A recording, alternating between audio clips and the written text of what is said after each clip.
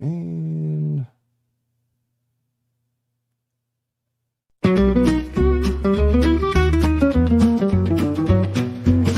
in the twilight hour, the gavel's down. Hear the tilted lawyer in velvet gown. Whispers of law beneath the moon's sweet glow. He's here to guide you through the undertow. From tales of love lost and battles won, to secrets that hide when the day is done. He'll paint the night with stories so stark. Welcome to family law after dark. Light up that cigar and pour a glass of red, as we wade through matters not often said, where hearts and minds often leave a mark. Dive deep into family law after dark. The lawyer's voice smooth like leather, piecing lives only he can tether. In the sultry jazz lounge, let the wisdom flow. Feel the rhythm in the late night glow. Through custody tangles and alimony strife, he navigates the drama of everyday life. With a wry wink and a cheeky remark, let's unravel family law after dark. Light up that cigar and pour a glass of red, as we wade through matters not often said, where hearts and minds often leave a mark. Dive deep into family law after dark.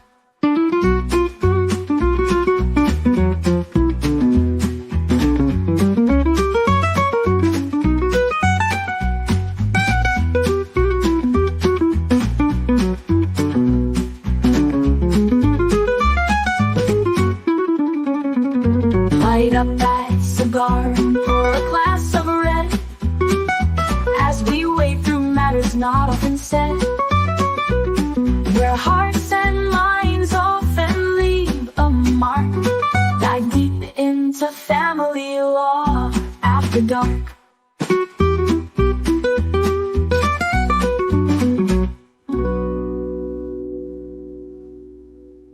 make sure I'm not. Yep, I had it on loop. What are you going to do? All right. What's up, folks? This is Omar Serrano with the Tilted Lawyer Podcast. It is time for another episode of Family Law After Dark, or Family Law in the Sun. If you look at Bruce's background, that was one of the comments. It's like, hey, it's not after dark. There's literally the sun. I was like, obviously, that's not what we meant. It was more about the. I live in the past. Yeah, we live in the past. It's a The only actual time, which it was Family Law After Dark, was on September 30th. We extended all the way until 10 p.m. I can't believe that. Huh? What did you just, I missed everything you just said. I'm having a flashback the only right now. time that was actually after dark was when we did the final one when I was in the office. Oh, yeah. At 10 p.m., like all the way until 10. It's going to start getting darker a lot sooner over here. By the way, folks, we are going into 4 separate cases this afternoon. We have posted a call-in line. If you want to participate in any of the subject matter that we talk about, do so at your own risk. We're not going to bite your head off. You're going to be welcome to offer your opinions and your personal insights, because just because I'm a family law attorney doesn't mean I know shit about relationship advice. The reason why I do this show is because these are literally the candid conversations that I have in my office when people want to get divorced. It always turns into therapy sessions, and everyone wants to air their grievances. And I've learned a couple things along the way, have some insights. I like to share them. And so we will get into this first one that is a popular one that was sent to me in the Discord. And it starts like this. Before I do that, let me share my screen. And here we go. Melissa, how long have you been married for now? A couple months? Yeah, 4. By the way, Bruce was trying to give me advice. He was like, I was commenting on Melissa's hair. I was like, hey, what happened to your hair? It's usually brown. And then No, it's not. My Bruce God. was like, the correct term, Omar, was to say, you look amazing. And I'm like, I'm not trying to hit on Melissa. She's like my That's little so sister freaking over there. typical. That's just so freaking typical of men. He saw me almost every day for like the past 5 years of my life, and and he still has my brown hair in his head. I'm like, oh my God, I men, mean, men. what are you going to do, man? It's what it is. Let's get into this first one. This person is a man. Sexless Last, marriage? Yeah, no, that's not gonna work. Just saying. look at you jumping to presumptions. You didn't even read the, could we just read? All right. So I am a Okay. 30-year-old man and my wife, 30 years old, have been married for 8 years, have a couple of kids. We are both really fit and active people, and overall family life revolves around fitness, being outdoors, hiking, etc. My wife is a gorgeous Eastern European woman with dark eyes, dark hair, olive skin, and a great body and great personality. Overall, a great woman. I literally crave intimacy with her on an emotional and physical level. She is probably out of my league, if I'm being honest. Oh, good for him. Outside of the bedroom, our marriage is great. My wife is literally my best friend, and we were friends before we even started dating and pre-kids. We had a very active social and nightlife. When we That sounds really first, nice. see, Bruce, I was trying to read, and then Melissa interrupted me. Well, we're at the end of a paragraph. Yeah, we are. I usually stop, but we haven't got to the beef. The guy is like, well, we're like this attractive couple. We're incredibly fit. And Melissa says, oh, it sounds really nice. It's like this ideal picturesque marriage, Yeah. which Instagram style marriage, which oftentimes there's rot underneath the surface. He might And also so- be telling a bit of a fishtail. Oh, maybe, but You know what I mean? he admits that his wife is out of his league. Probably, maybe, I don't know. It could be a fishtail. It could be, but we'll see. Let's see. When we first started dating and got married, basically the first few years of our time together, we had sex multiple times a week, and it was really, really great sex, as tends to happen at the beginning of most relationships. Like sometimes it was like porno level great, amazing foreplay. We would have sex for hours, and I would make her come over and over and over again. And okay, now he's maybe telling fish tales. Okay, that's what you think, buddy. This is a lot of detail. Mm. We don't need. He's starting to lose credibility, is all I'm saying. But let's, all right, good for you. All right, you're the sex master. How about that? We'll make him the gatekeeper via Ghostbusters. To making her moan and oh Jesus Christ with this guy. I honestly don't care if I do even. To me, the sound and sight of making her come is more satisfying than anything that could ever be. Oh God. What do you think about hearing a guy talk like this, Melissa? Like, what does this do for you? That's disgusting. That's so bad. Is it a red I'm flag when a sorry. guy starts talking like that? Because it's kind of a red Yes. flag for me that this guy's full of shit. Yes. It is. Most guys Yeah, that he actually is. do those things don't need to advertise it on Reddit. I mean, sir, this is Reddit. We just met. You don't need to direct a porno here in the middle of your post. He wants you all to Mm-hmm. know that he's a sex god and that his wife is depriving him of his intimacy No, cravings. we haven't got to that. No, I'm we sure haven't that's got where to he's that, I going. think. Let's just see. Maybe. So this is where I need advice. The last 6 years or so, even for some time before we had kids, we basically just stopped having sex. 6 years ago? For 6 years ago, that's a long time. Like we had sex Likely. one time in the last 16 months. That's That's bit bad. extreme. Prior to that, it took us over a year to use up on 12-pack of condoms. So we are talking having sex maybe one time every 6 weeks, and I practically would have to beg her, and it would cause an awkward convo that was basically an argument. And sometimes she would be like, fine. And then I was like, well, this is just awkward because you're treating having sex with me like I am asking you to like go mow the lawn, and just makes me feel like a dick. So I just say, never mind. I'm already getting vibes that I should be focusing on her perspective from the story. Also, who uses condoms when they're married? I was going to mention that, but you mentioned it. It's just not, Yeah, 6 years, like, unless they want to have more kids. even then, it's a little odd. It's a little odd. There's a lot of red flags with this story, with the authenticity of it all. I just don't feel like I'm getting the full picture. Anyway, she says, now that we have kids, she is this built-in de facto excuse she immediately resorts to whenever sex comes up, when she essentially says, well, I'm drained and never get any time to myself, and the last thing I want is to be touched. I 100% understand a mom being overstimulated. I get it. What do you think about his phraseology there? I 100% get a mom being overstimulated. He doesn't as opposed to saying like she's exhausted. Like he's using very specific verbs, which tells me this guy's probably over controlling, domineering, a bit much, like a bully. And just, you can't get a word in edgewise with this guy. He's got this very subjective image of who he is and who he wants to be, and he dominates interactions between the two of them. What do you think about that? Am I off, Bruce? Am I missing something? I mean, maybe. Or reading too much into it? You know, the whole, it's between the previous paragraph and this 100% thing, it's like he's trying too hard to convince us. Way too hard. It's like a David Gingras tweet. He's trying too hard.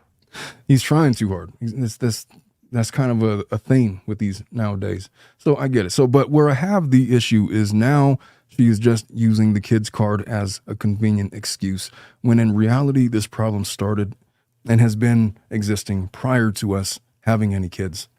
Anytime I bring up sex now, it turns into an argument. And even when I jokingly bring up sexual comments or innuendos, she rolls her eyes at me. Probably because he's overdoing it and making it such a huge deal. I know there's an obvious regression in the bedroom when you have kids, but it's different when there is literally zero effort in maintaining any semblance of a sex life or having any intimacy at all. And every chance we have to actually have sex, she won't. It's intentional. I have to. Could I just explain? I have a full-on profile in my head about who this guy is as a witness. I feel like I know who this guy is. I'm not going to say it. I know who.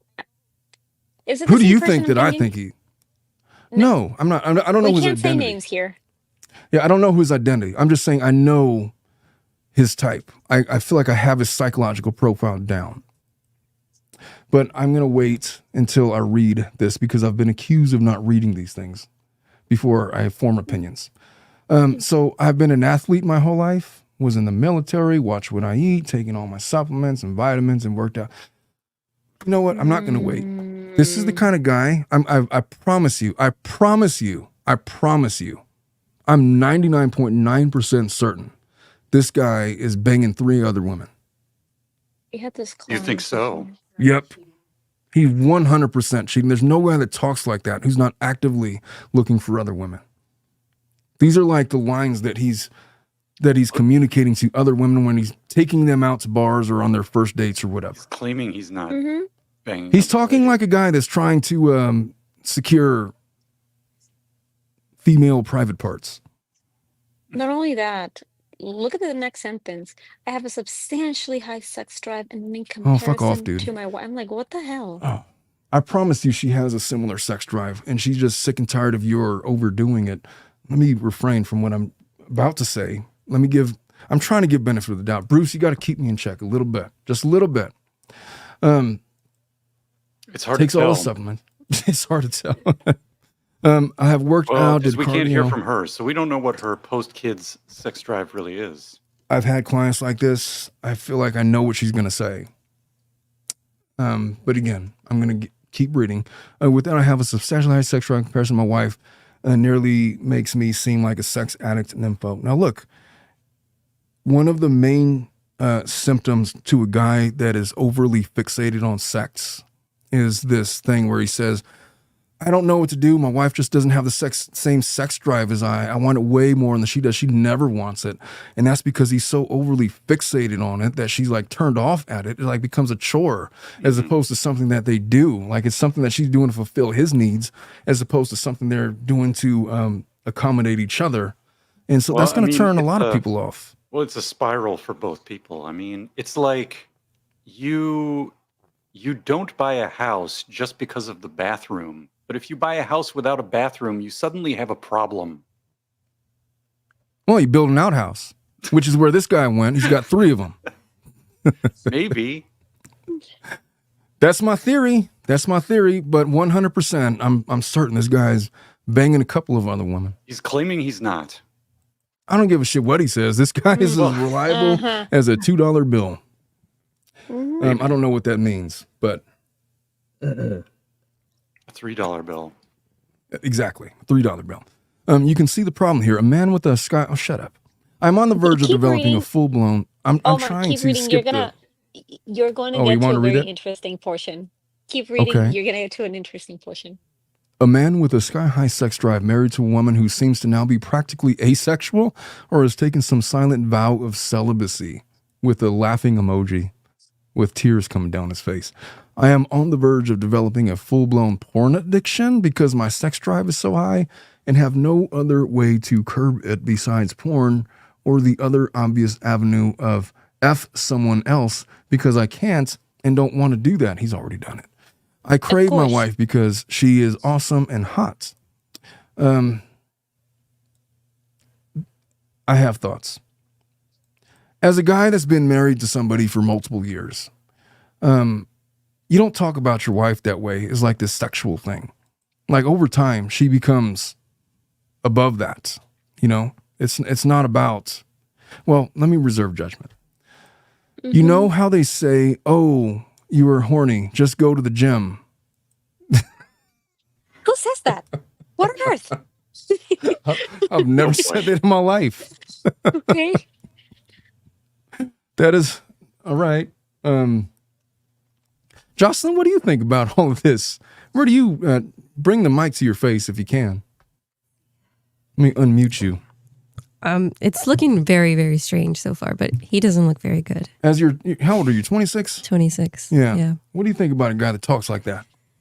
Red flags, just All red over the flags place? all over the place. Like he's just way too focused on this. He sounds like an incel, to be Yeah. honest with you. Like Yeah. one of these pickup artist types. And then he was saying he's going to develop a porn addiction.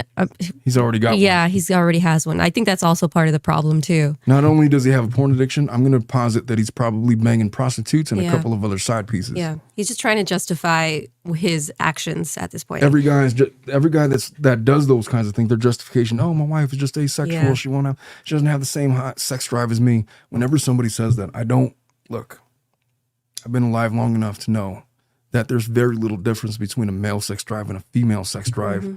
But you could very easily turn off a woman faster than you can a man. Yep. And most of the Yes. time, it's that men are so overly fixated on it that it turns off all the lights for their partner. And that's what that guy's doing right now. He's doing it to me. I feel creeped out already. I feel creeped out for his wife. Like, fuck that guy. I got the picture of it at the beginning when he said like, "Oh, our sex drive was compared so much to porn." I was like, "Who the hell says that?" Yeah. By the way, porn is not the way that most people like enjoy to have. No. I don't know. What do you think? Well, I'm not going to ask Bruce. That's none of my business. I feel like I should be getting paid for being a part of his weird porn fantasy here on this Reddit post. Like, I don't know if I signed up for this. I need hazard pay. Hazard pay. Good pay. Exactly. All right. So where did I leave off? Just go to the gym. Yeah, go to the gym because you're horny. Full more porn addiction. I can't do that. I don't want to F other people. Go to the gym. Okay, so yeah, well, the more I do that for a release, the worse sex drive becomes. You're not going Again to the with gym. the idiot. laughing emoji. You're not fooling I don't. anybody. I'd love to see a picture of this guy. I wonder if he's looks like freaking Mr. Magoo. Also, his emojis, like, it's really Or like it's trying too hard. infuriating. Off-putting, yeah. Yeah. It's okay. I don't know how to navigate this because we really do have an awesome marriage, barring this, and life together. He's giving me Sleeping with the Enemy vibes. Bruce, tell me you know about that movie. Of course. I know of Who it. I don't doesn't? remember too much about it. Julia Roberts, Julia Roberts 1991. They live off When the shores of Massachusetts, and she married this guy I don't know how long, and it looks like yeah, they she's have like the perfect marriage. Laura, and then she like escapes because she like feigns her death to get away from this guy, and then he finds her, and she like with some other shenanigans ensue. Julia Roberts, it's one of her earlier. I believe it was made in 91 Yeah, or 92. sounds Around there. familiar. But Yeah, 92, I what does think. it have to do with this letter? he's giving me the same vibes as the guy, the villain in that case. The manipulative Yeah, the person douchebag that paints it, husband. that is like the Yes, super best husband ever, and whoop, whoop, whoop, whoop, whoop. exactly. I feel like he's writing this letter literally. You know how they say, oh, I read that part.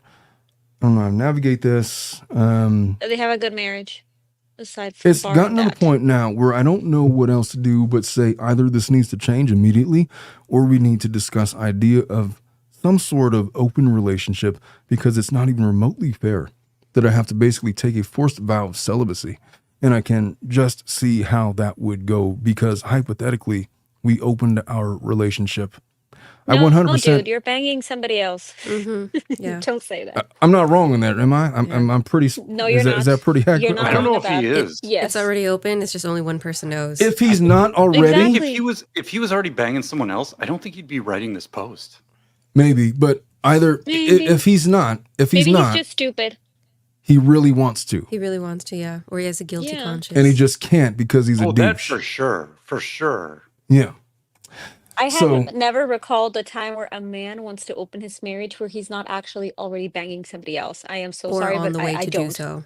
Yeah. Or on the the way to do person so, that exactly. brings up wanting an open marriage is already banging somebody else. They're trying to just Or look for in the validation, or like in Well, the or way to they do it. want to. Maybe he has or they want to bang visions of somebody. grandeur. They got somebody in mind, Yeah, they have someone in mind. you know.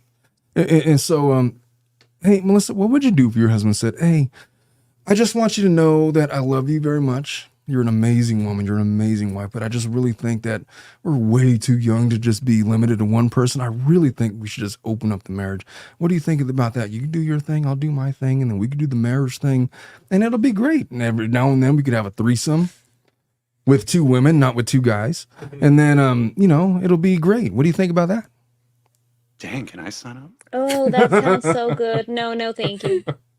What And would then I'll you proceed to tell him? butcher him alive. Instant divorce. By the way, Teddy would never do that. He would never, ever.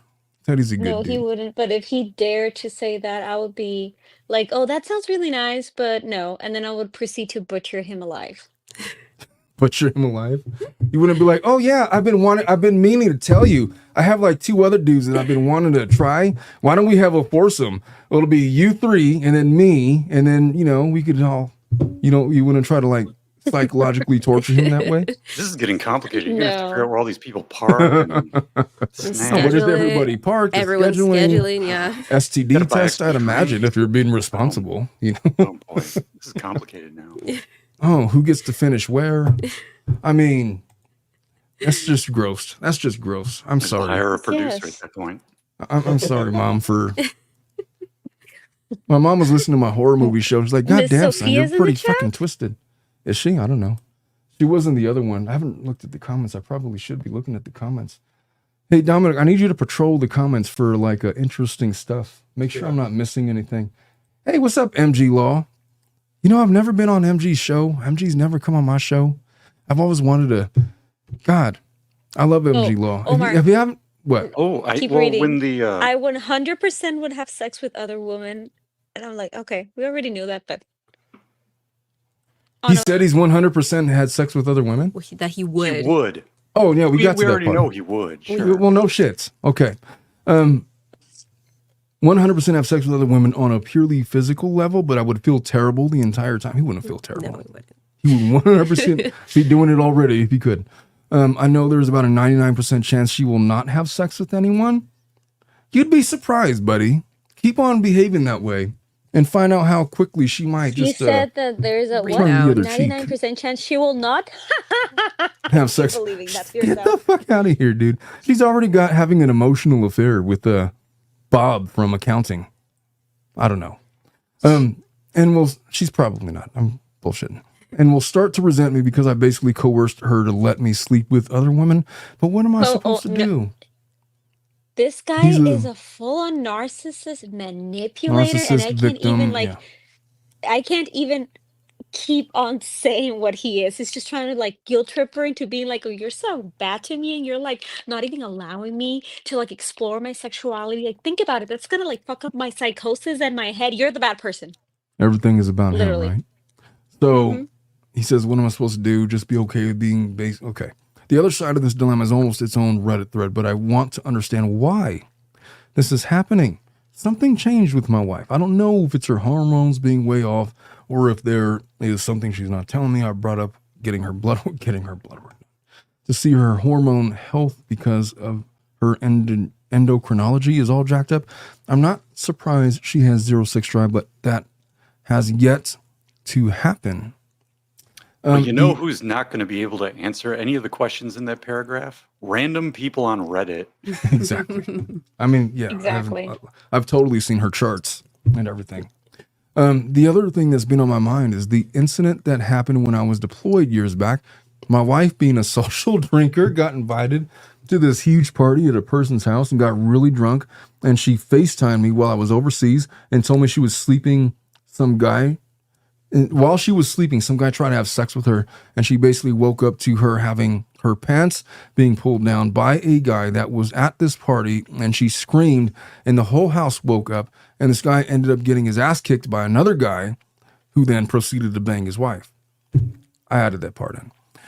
When I asked questions and tried to figure out what happened, she pretty much just said, it's over, nothing happened, move on, refused to tell me anything about it. The weird thing, though, is that is starting to make sense is my wife literally never touched alcohol again after that night. Huh. What do you think about that response, Jocelyn? I feel like that was something traumatizing for her. So it was like a legitimate, Yeah. probably a sexual assault thing Yeah. probably happened. Some guy came to her defense and it wasn't her husband who was overseas. Yeah. And it causes her all sorts of issues that's still presenting itself today. Could be. I don't know. What do you think, Melissa? Think she went Okay. she went out. No, I'm here. I'm here. Mm. What is it? All No, I'm right. trying to. Mel- No, I'm trying to Melissa's like here. analyze this Just because gathering her it's thoughts. weird. Well, let me move on. Yeah. So I'm starting to get the feeling now, years later, that more happened that night than what she told me because she would never answer any questions I had while I was sitting in my bunk, helpless to her, deployed on the other side of the world. Did she get drunk and F that dude that she said she woke up to pulling her pants down and just wanted to I move don't on think from the so. drunken mistake? Well, maybe she was raped and she doesn't want to like say how far it went because Exactly. of her own shame. Mm-hmm. Yeah. Yeah, Not her own usually, shame. Not her. I wouldn't say her own shame. I would say the following.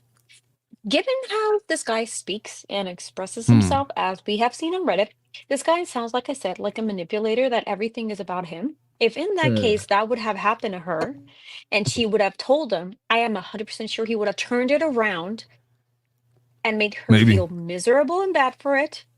Yeah. And of course, she doesn't feel comfortable disclosing that with him. So that's why this shock happened.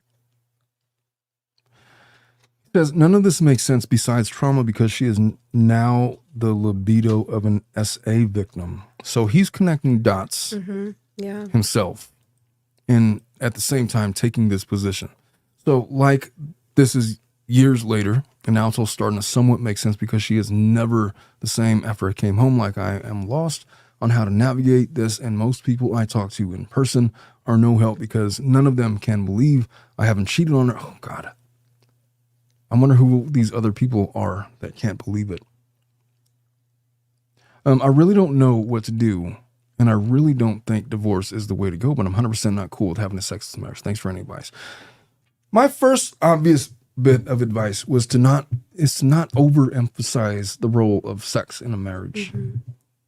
Once you start doing that and fixating, now look, there's an issue where this guy is in life. He's 30 years old. He hasn't sowed his royal oats, so to speak. In your 20s is usually the time to do that. If you get married in your 20s, especially at 22 years old, you risk throwing away all of the opportunities to get all of that shit out of your system. You start having an overinflated sense of what sex is as a variable to a successful relationship. And you start listening to all of these self-help podcasts and whatever and saying, oh, postpartum and all these and children change things and this and that. But at the same time, he hasn't sowed his royal oats. He's probably got testosterone coming out of his butthole and he wants to like get rid of it somehow. And so he's talking like a guy who's like literally in college. College guys talk like that. Like they're all these sexual Adonises and, you know, working out all the time and, you know, with fit bodies and everything. And they're like the sex masters and they know all these tricks because they watched Mia Khalifa when they were 12 years old and left an impression Oh on my them. And they can do that God. trick, whatever they do. And they try to impose themselves on women and they talk as if they're like overloaded with testosterone, with this need to procreate with everything that walks and moves. That's how college students talk. But then they get it out of their system and then like become adults at some point. And if you're married to a guy like that, he's so overly fixated on it. I'd imagine, especially if she's gone through this traumatic sexual assault experience, that she would not be all that keen on sacrificing whatever she's feeling so that he could get off. Yeah, and I find it interesting that he focused so much on the fact that they're not having sex rather than what had happened to his wife. Yeah, he could have led with that. Yeah, he could have started with that, Yeah. but he didn't. It starts with all this other stuff that probably gets him all riled up and justified and probably having a couple of side pieces like he probably already has. Yeah. And so, for I don't one, know. We don't even know if any of that is related. no, we don't. Correlation is It might not be. causation. What do you think is going on here, Bruce? What would you tell this guy if he was your son? I mean, that's how I'm looking at it. This guy presents as like a really, really young 30-year-old. Like he presents as like he's 22. Yeah.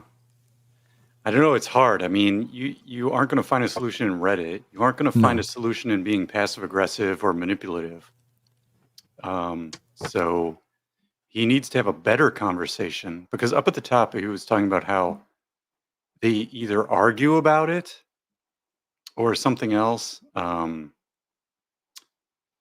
You know, it just turns into an argument, right? Or, yeah. So you can't approach it as an argument. So either they need to have a reasonable conversation Well, let me just put or you. they're done. Let me present it to you this way.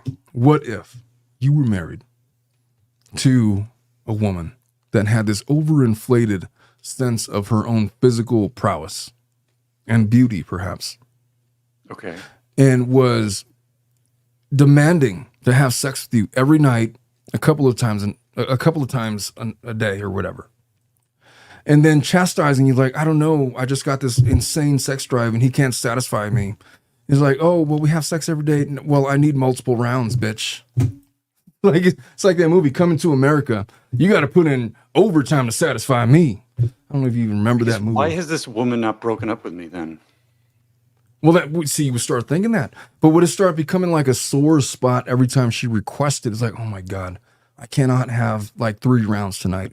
I can't even have 1. Could I just get my rest? How about if I could just like play Call of Duty and just be left alone? Like, what if I just like want to, I don't know, like fall asleep by myself? You know what? I'm just going to start sleeping in different beds. It becomes like this source of tension because one person is overly fixated on one small variable of a marriage. I wouldn't call it fixated. There's, like I said before, like I'm not fixated on the bathroom in my house, but if the bathroom in my house stops working, I have a big problem. Okay? I'm not fixated on it, but if it's broken, there's going to be a problem. Yeah. So you need to figure out how to fix the problem. And How would you fix it? If 2 people have mismatched sex drives, that means they're in an incompatible relationship in my mind. Fundamentally. Definitely didn't start that way, though, from what he described. Well, yeah, they were having sex all the time. And Yeah. then at some point, she just lost interest because And we don't know why. a million don't. different variables. Yeah. Who knows? Who And knows he's why? done some speculation here, but speculation is useless. I Doesn't need take you evidence, far. not speculation. Mm-hmm. If you're going to have a successful marriage, it can't be a sexless marriage. I mean, look, sex isn't everything, but it is clearly important. Unless that is the drive of both people, then you're fine. Sure. The point is it has to match. It can't Right. be like, you could be high, low, medium, on, off, whatever, but as long as you have something that's closely rate matched, There are some people that would say that, you know what, you took vows for better and worse, sickness and health, and whatever. If she doesn't want to have sex, look, you got to honor your vows. And there are others that would say, what was that noise? Oh, Melissa's back in. There are others that would come in and say that, no, you know what? Sex is an incredibly important variable in a marriage. And if some person's not willing to put out, then you have every right to go out and start looking elsewhere. Open up the marriage, do whatever you want, do all of these other things. I could just tell you this. As a divorce attorney, I have never seen an open marriage work. Whenever it's been suggested to me that my client wanted to try an open relationship, like for example, like they're going through like this illegal separation, that never works because inevitably people start sleeping with other people. The moment that lets on to the other person, it's just turns on a full-on divorce. It doesn't typically work. It just doesn't work. Opening up the marriage, unless both people want to open up and it's not done under nefarious circumstances, most of the time, it's just not a thing that is going to resolve your issues. And so this guy is mismatched with his age. He's a 30-year-old presenting as like a 21-year-old. He's clearly got issues because he hasn't been able to sow his oats. And he has an overinflated sense of self because he's probably getting compliments because he goes to the gym and all these other people will bang me. He probably already is banging others. He's telling people, oh, I don't want to do that, but I want to open up the marriage. That's a telltale sign that he's already doing it or thinking about doing it or is going to do it. And is going to justify it because his wife has all these issues, this SA incident, whatever. I mean, I think if you look at fundamentally, you say, okay, I'm in an incompatible relationship, so we shouldn't be in a relationship anymore. But if they're married, that requires divorce. And to a lot of people, that is a heavy hammer. So I think what he is doing here is he is mentally trying to go through what are all the paths he can go through to avoid that. That is what he's doing mentally. Yeah. Well, I mean, did he even bring up Eventually, solutions? they're all going to be dead ends, and he's just going to end up in divorce anyway, unless they figure it out. Well, I'll tell you the ramifications of that. What were you going to ask, Jocelyn? If he had brought up any solutions that he was trying or attempts. Opening the marriage was the one solution that he came up with. I mean... Well, he hasn't claimed to have suggested that. He's only thought about it. He's thought about it, and, you know, but that's where his mind is headed, and so... It sounds like the only thing he's actually done with her is argue with her about it. Yeah, that's what I'm thinking. In his mind, it's her sex drive. It's not anything else. But he's aware that it might be other things because he's bringing up this sexual assault incident and other stuff that might have been the kids. He's trying to be understanding while at the same time expounding upon his sexual prowess.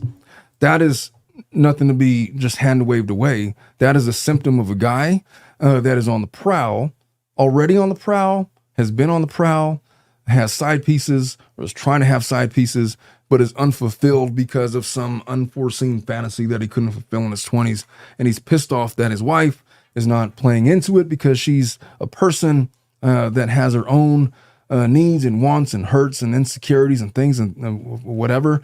And they're just so mismatched in what they're... Look, like I said, he's talking like a college student, but he's been married for 8 years and he's got children. There's a responsibility as a dad and as a husband to try to be empathetic to your wife and not be so fixated on your own needs, because recognizing that fixating on your own needs is going to hurt your wife and your children and the castle that you're trying to build with your partner. And so you make certain sacrifices and try certain things. You don't talk like this guy is the point. So he's got there's a way for him to communicate his problems in a very focused way without doing it in the way he's done it. Yeah.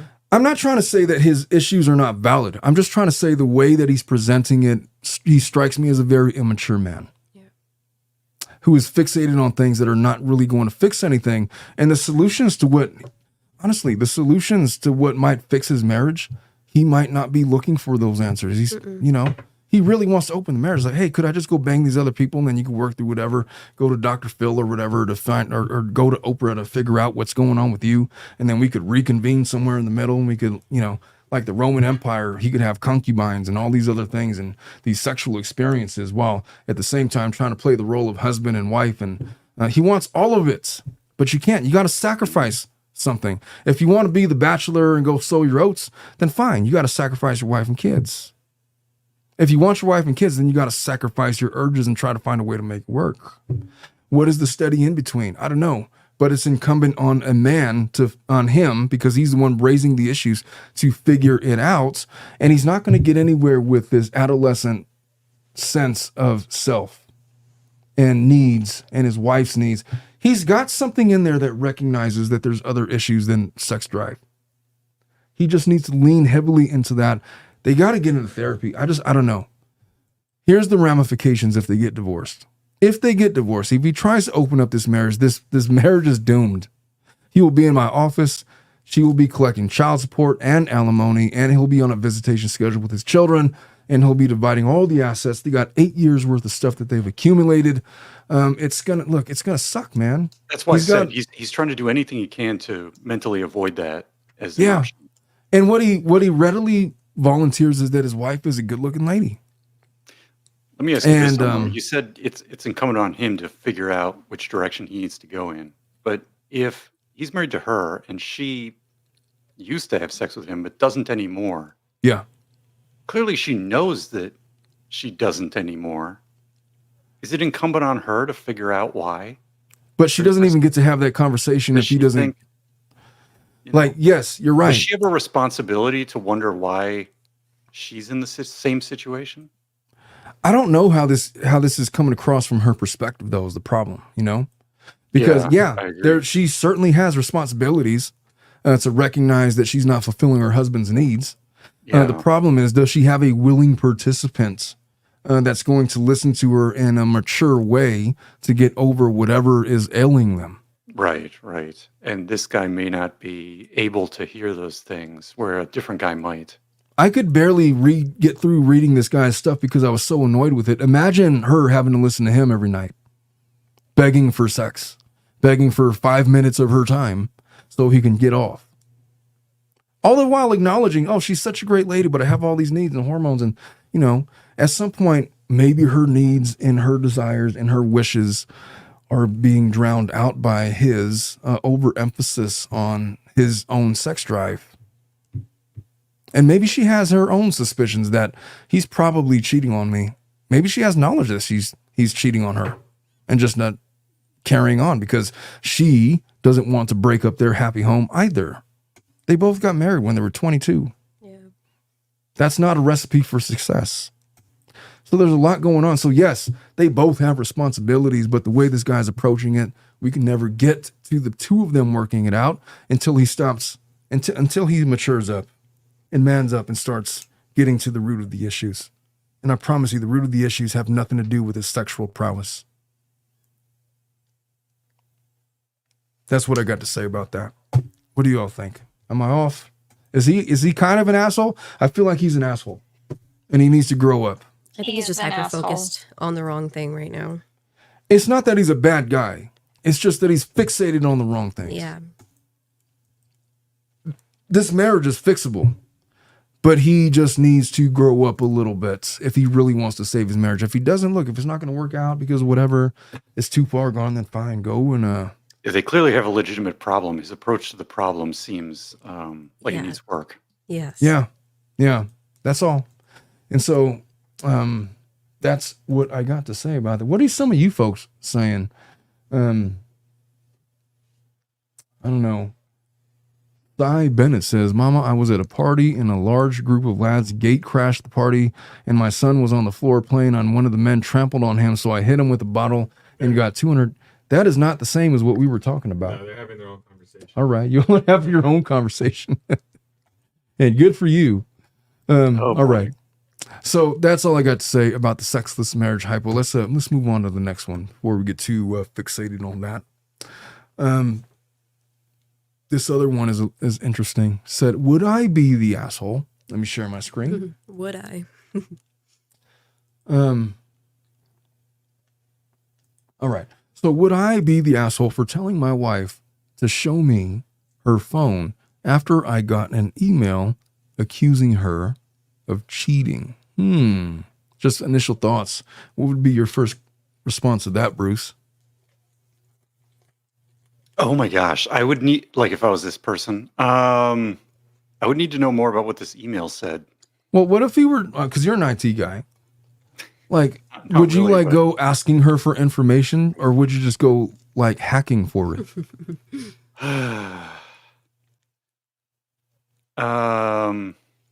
Gosh, I don't know. I mean, I wouldn't go try to like surreptitiously sneak into somebody else's phone.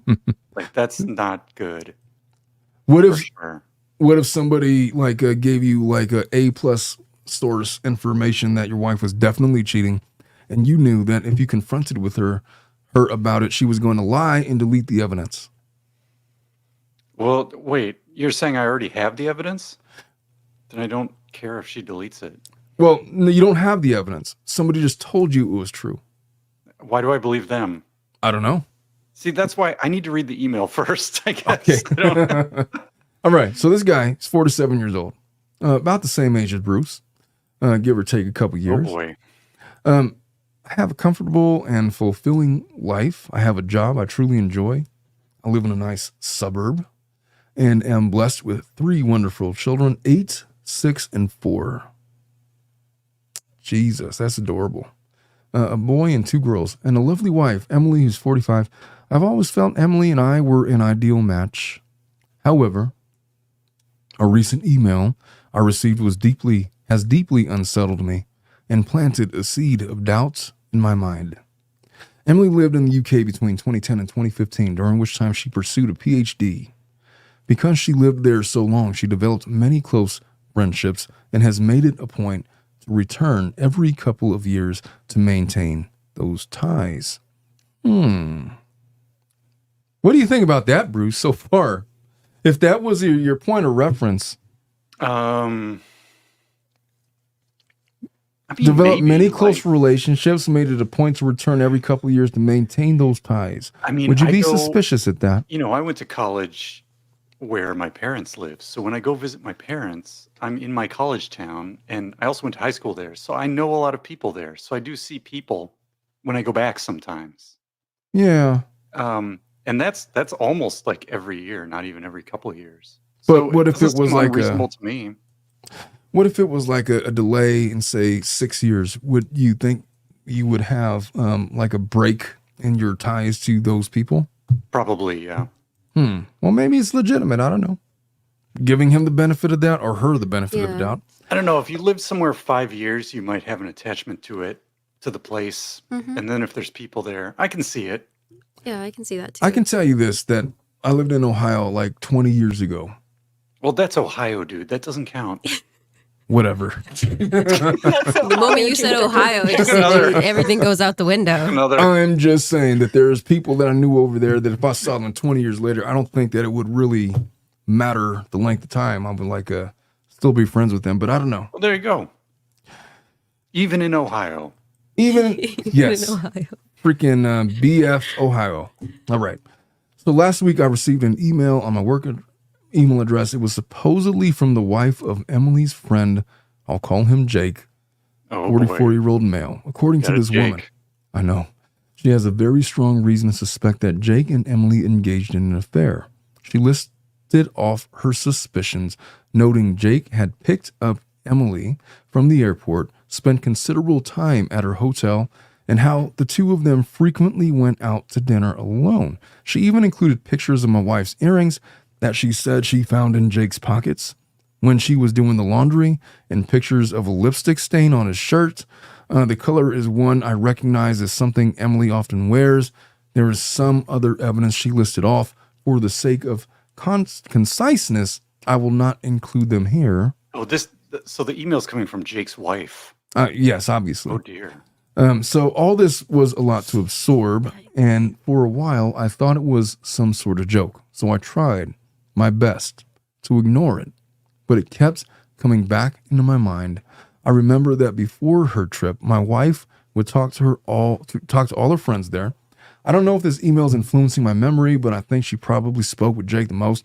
Additionally, I know Emily never liked Jake's wife, though I can't say why. So he's connecting dots without connecting them. I've never pried into Emily's phone or social media accounts before, but I feel very tempted to now. However, I know I'd feel terrible if I looked and found nothing. Also, if I start acting suspicious, wouldn't she just delete everything out of fear of being found out? That very thought, Bruce, is why I asked you if you would go the hacker route, knowing all of that, as opposed to confronting her outright. Because, of course, she's going to delete the evidence. Yeah, the problem is, if you do confrontation, you better have your evidence lined up ahead of time. Exactly. So I'm unsure of how to move forward and would welcome any guidance on handling this. The best I can currently come up with is asking to see her phone immediately after confronting her about it, so as to not give her no time to delete anything, though part of me thinks this would upset her and potentially not even show anything. Would I be the asshole for telling my wife to show me her phone after I got an email accusing her of cheating? I forgot to include my wife no longer has these earrings. She wasn't wearing them when she returned, and when I asked, she said she lost them. Because she left them in Jake's pocket. He's not the asshole for confronting her like that, but is he the idiot for doing it? Is it smart to confront her that way? Do you think he should gather more evidence first? Well, from my perspective, if he's trying to maintain his marriage, and he's been married for all these years the way that he says that he has a decision to make. Because if he confronts her, she's going to deny everything and he's not going to find any evidence. She's going to hand him the phone and there's not going to be any trace evidence of it.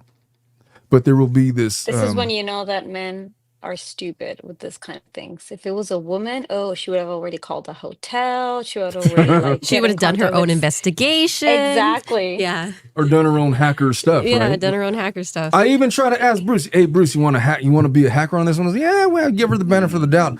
Oh, Bruce. Yeah, I don't think I would wait. I think I'd start my own investigation. I mean, it I depends. would start Like my own investigation. it just depends. Like some couples, like I would go to the credit card and see the statements and like call the places. They would have paid in cash. Maybe harder to track. Tough. Most men are not that smart. It's not that. You need to wait till she goes smart, to the UK again and hire a PI to go get the evidence. True. Weren't we just talking about this, We just Jocelyn? talked about private investigators this morning. Yeah. This is why they're a thing. Yeah. Look, man. And when they go in the hotel room together, the PI can like record outside the door. That kind of I'll drama hear the bed so bad. squeaking and all that. Yeah. Yeah. Perfect reason to hire one. I'll just say this. He has enough circumstantial evidence to put on his big boy pants and understand what's going on. Whether or not he wants to confront her and get an answer that he can accept and maintain this marriage, or if he wants the actual truth and wants to get a divorce, is another question. Because look, there's two avenues. Either he's going to go PI route and like start finding all of the uncomfortable truths that he doesn't want to hear, or he's going to bury his head in the sand on her promise that it's not an affair and he's overreacting and live happily ever after, maybe in his mind. I think before confronting, I would need concrete evidence. Like I feel like he's got it. He's got a pair of her earrings in Jake's pocket. It's true. Yeah. Maybe. Well, you could always concoct some mundane explanation for that, I suppose. I think you're going way past the actual question here, because the question here is like, should he tell his wife to show him her phone? Well, the answer to that is no. Yeah, I feel like I'm already answering that because he's not going to get reliable information that way. Yeah. And so you're right. I've sidestepped that question because that's not the question to ask. Would he be an asshole if he did that? No, he'd just be an idiot. He'd be dumb. Yeah. Yeah. Okay. So that question is answered. The deeper question is, what outcome does he want? Yeah. Do you want to stay married or do you want to get a divorce? Because that depends on his next steps. Yeah, because look, there's a world where he could bury his head in the sand and just pretend it didn't happen. Yeah. Take his wife at his word and live happily Stay ever married, after. Live in ignorance. So, never question for the it ladies here. Are earrings the same as underwear? Yeah, I would say. Like if your earrings end up in some guy's pocket, is that the same as your underwear ending up in some guy's pocket? I think it's very personal when you take off your earrings and put it in someone else's pocket that way. This reminds me of the kissing booth 2 when I don't remember her name, the protagonist, which is Jo King. She goes to her boyfriend's college dorm and she finds this girl's earring on the floor. And she, of course, she thinks he cheated on her, which was my first impression. I was like, of course, he cheated on her. And then they make this stupid excuse to make the guy look good because she's just his best friend and she was depressed because she had just fought with her boyfriend, so she went in his dorm while he was away, and the earring fell down. And I was like, no, no, I'm Mm-mm. never believing that crap. No, I wouldn't either. Look, here's the reality. Here's the reality. I think that we're all in agreement that she probably cheated. Yeah. But we're Yep. objective people. We're not married to this effing lady. We don't have kids with this lady. But from our But here's objective the thing. view, There's two types of cheating. explain. There's a one-time cheating where you have like you get what I'm saying, like a one-night stand or something like that. Yeah. And then there's an Hook up, actual never affair, again. a She goes to the relationship. UK every year. That's an affair. She's having an affair. That could be exactly an affair. Ooh. Yeah. And I agree with that. Yeah, there's one-offs and then there's like ongoing recurring things. And she goes to the UK like once a year, I think she said, right? Jake Once is only every one couple years. syllable away from Fabio. Big trouble. Big trouble. If your wife was cheating on you, would you feel better if it was like Fabio or if it was like I don't know, like a Donald Trump or somebody? Donald Trump. Well, Donald Trump, he might pay me some hush money. That's true. Yeah, Yeah. that's true. You're looking You'd forward walk to away that. with something. What yeah. if it was like Ron Jeremy? Jocelyn, I hope you don't know who that is. I don't know who that is. I think I saw that It's Netflix. The guy with the notebook, right? Of all the It is not an attractive man. I'll just All say right. that. All I need to know. He's really greasy and slimy and gross. And nah, who am I to judge? What do I know? My only point of this is from a family law attorney perspective, my conversation would very much start with this. Look, do you want to know my opinion of whether or not I think she's cheating? And if he says yes, then fuck yeah, she's cheating. Yeah. Of course she's cheating. What do you know that I know that she's cheating? You know that she's cheating. What kind of question is that?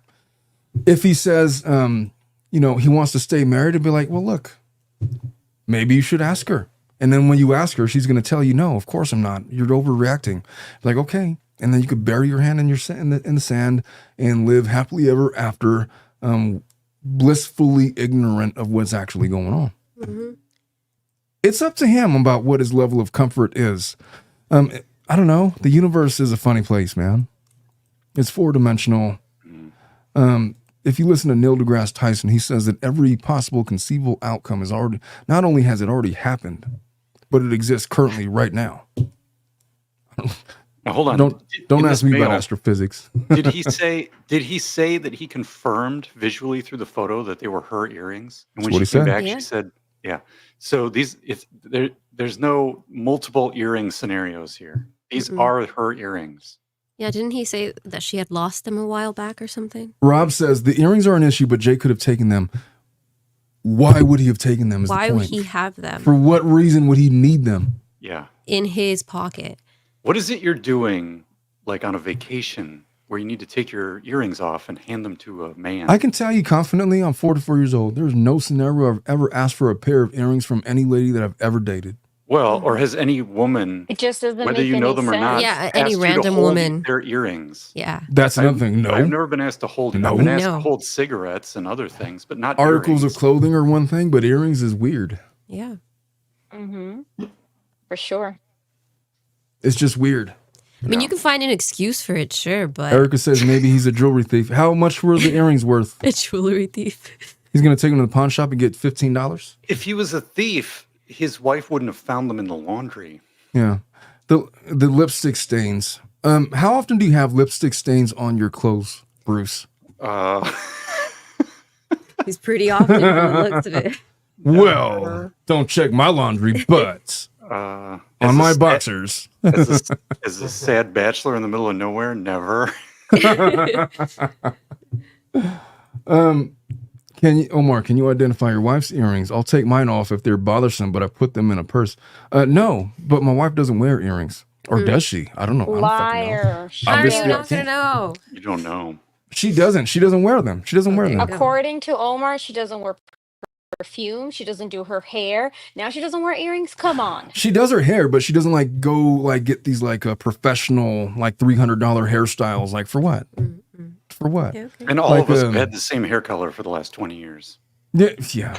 Like my wife, she has a like. It doesn't matter what she does with her hair. I like it better when it's just in Her its natural natural hair. states. Oh, Mhm, boy. yeah. You know, I do anything like crazy, like get it all fluffy and stuff, or what the We're fuck gonna is go that? back to the Fluffy. shaving thing now. Yeah. Put it in an effing ponytail so I could have a handle.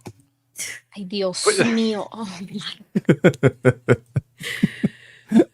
I don't give a shit about your hair. Just make it not look crazy. I don't. If I notice it, it's more of a problem than if I don't notice it. You know.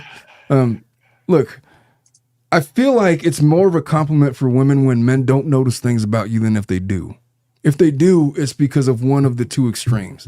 Either it's exceptionally extravagant, meaning attractive, or exceptionally bad. Bruce, do you co-sign, or am I out of bounds with this one? No. Okay, I'll accept. As I was saying, it wasn't making sense. I understand why you would disagree. I'm just saying that I recently there's gave nothing someone a wrong. compliment about their hair, and it wasn't some sort of extravagant thing. And Oh, I 'cause, don't have Melissa- an ulterior motive. Yeah. No, it was before this whole show. Oh, okay. Well, that's the compliment you should have given her, sir. Well, she's not, you know, I'm married, sir. I'm not flirting with Melissa. You don't have to flirt with her. Come I gave her the on. same Insisting on compliment your I would show. give. It's like if Dave Neal has a very fine linen shirt. We're not trying to date him. You could just say nice We're wearing shirt. this fine linen shirt. No, that's Omar's way of saying that my hair looks nice or something. It That's is the my same method of way affection. he used to compliment my shoes. He says they look ridiculous, and I know that's a sign of love. That's a I ridiculous see how it is. walking choice. Why would you wear Just that? psychologically. Yeah. So if he says, "What the hell did you do to your hair?" It means Yeah. he likes it. Yeah. I Yeah. Get it. Okay. Maybe I'm Making sense forever now. 12. Makes sense. Yeah. Look, man. Why are we talking about this? Where do we go? We off veered base? off of the lipstick on the shirt, the which earrings. is Oh, the lipstick on the shirt. Okay. and the earrings, yeah. The most times I've ever had lipstick on my shirt was when my grandma used to give me hugs. Because, you know, it was the 80s Very and she would wholesome. like, you know. Very wholesome. But yeah, when I was an adult, I don't know. I can't think of many times where I've had like that I've noticed lipstick stains. Or not only that, the circumstances in which lipstick stains appear on your shirt, you know, Yeah. that's Jake is very probably not getting a specific. lot of grandma hugs when Emily comes Yeah. to the UK. Yeah. Have you ever accidentally gotten lipstick stains on somebody else's shirt in an innocent way? No. No. Can't even imagine that. No. Like what if you just like There's gave no like your innocent Like way dad a unless hug? I like That. crashed into them or something, What's what I you mean? know? Like you give your dad a hug and like he gives you a big squeeze and like smushes your face. There's Like, no- oh shit. There's no way to get lipstick stain like she's saying it on somebody, Yeah. Not nowadays. In the 80s. like in it an used to be. innocent way. Yeah. Like there's specific In the 80s? circumstances in which that happens. Rob says, well, I don't know. I'm talking shit. Rob says he should go on her next trip. What's that Especially going to do? in 2024 with setting spray. That's impossible. No, you should hire the PI. Yeah, he should hire the PI. I've heard about Has a lipstick PI go on that the like trip. is basically like concrete, that it never rubs off under any circumstance, under any sexual act whatsoever. I've heard Modern about lipstick? such things. She should have put that on. I don't know. 80s lipstick was different. I just Yeah, of feel course. like lipstick was a bigger thing in the 80s and 70s and 80s. Do you think it was like more runny in the 80s? Just so that's why it's. I've never put it on, and so I wouldn't know. But I feel like it was a bigger deal back then than it is now. I feel like maybe they perfected the formula or Yeah, whatever. yeah. I don't know, New man. ingredients. Stephanie says I definitely think Jake is cheating. Well, With what Emily or with what someone else? Yeah, Jake is Jake cheating with this guy's wife? Because that's the question. If only Yeah. Stephanie had called in. I know, Stephanie. There's a calling number here. right there. Winks, yes. Foundation when hugging, haha, oops. The foundation part, yeah. If somebody left a lipstick stain on my shirt, I wouldn't even notice. I swear to God, I wouldn't notice. I would not notice. My wife would notice. I wouldn't notice. Of course. And you I'm like, would I don't fucking notice. know how But to- it's not a good Immediately. look. It's not a good look if they did, regardless of who notices. Does it matter the location? Like, what if it's like on your shoulder or something? Like you gave somebody a hug and they smashed their Doesn't face in your shoulder. freaking matter. It's just Alright. not going to look Doesn't good. matter. Omar, if you went to the UK and some girl from college banged you, would you notice? Well, that's not the question. I hope that I would notice I'm that. trying to figure out where the not noticed line is, yeah. ends. That's what I'm trying to figure out. If not, I might have been drugged. I was roofied. Oh boy. I was taken advantage of. They got me in a room. This guy's British. It's not Jake from State Farm. I love that commercial. Oh, so who's Jake from State Farm? Well, he's a guy, so. She sounds hideous. Uh-oh. Okay. So yeah, they got 3 kids. Let me just bottom line this one because we're spinning around in circles. He's got 3 children. He's got a beautiful wife. They clearly have been together for a long time. And she has a history. She may or may not be banging a guy named Jake. What's it worth you to find out? Because is it worth your marriage? Because when you find out, here's what's going to happen. You're going to want a divorce. Mm-hmm. That 8, 6, and 4-year-old are going to need a primary parent. Historically, that's not the guy. I've been doing family law enough. Oh, but the law says it should be 50-50. Rarely, if ever, is it ever a 50-50 scenario. Yeah. Unless she's like doing crime or something, right? She's going to be the primary parent. That means he's going to be visiting his children.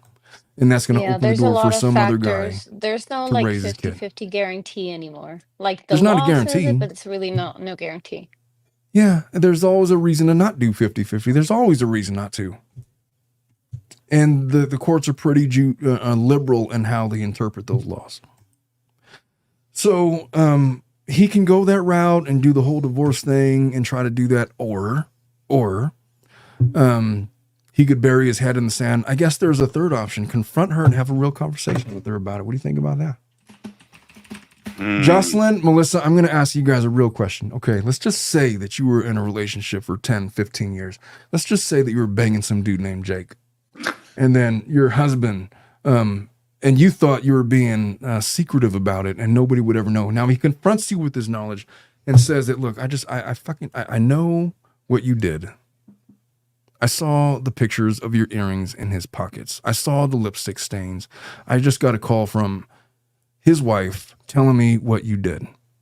Where do we go from here? What would you even say to that? Well, I mean, if you've got actual integrity, you're going to admit to what you're doing. Let's just say you don't. Let's just say you want to hide it. What would you even say? The earrings are bullshit. The earrings are fake. I'm being framed. Fake news. What would you say? You don't fabricate such a complicated story. I mean, the lipstick's on the shirt's not mine.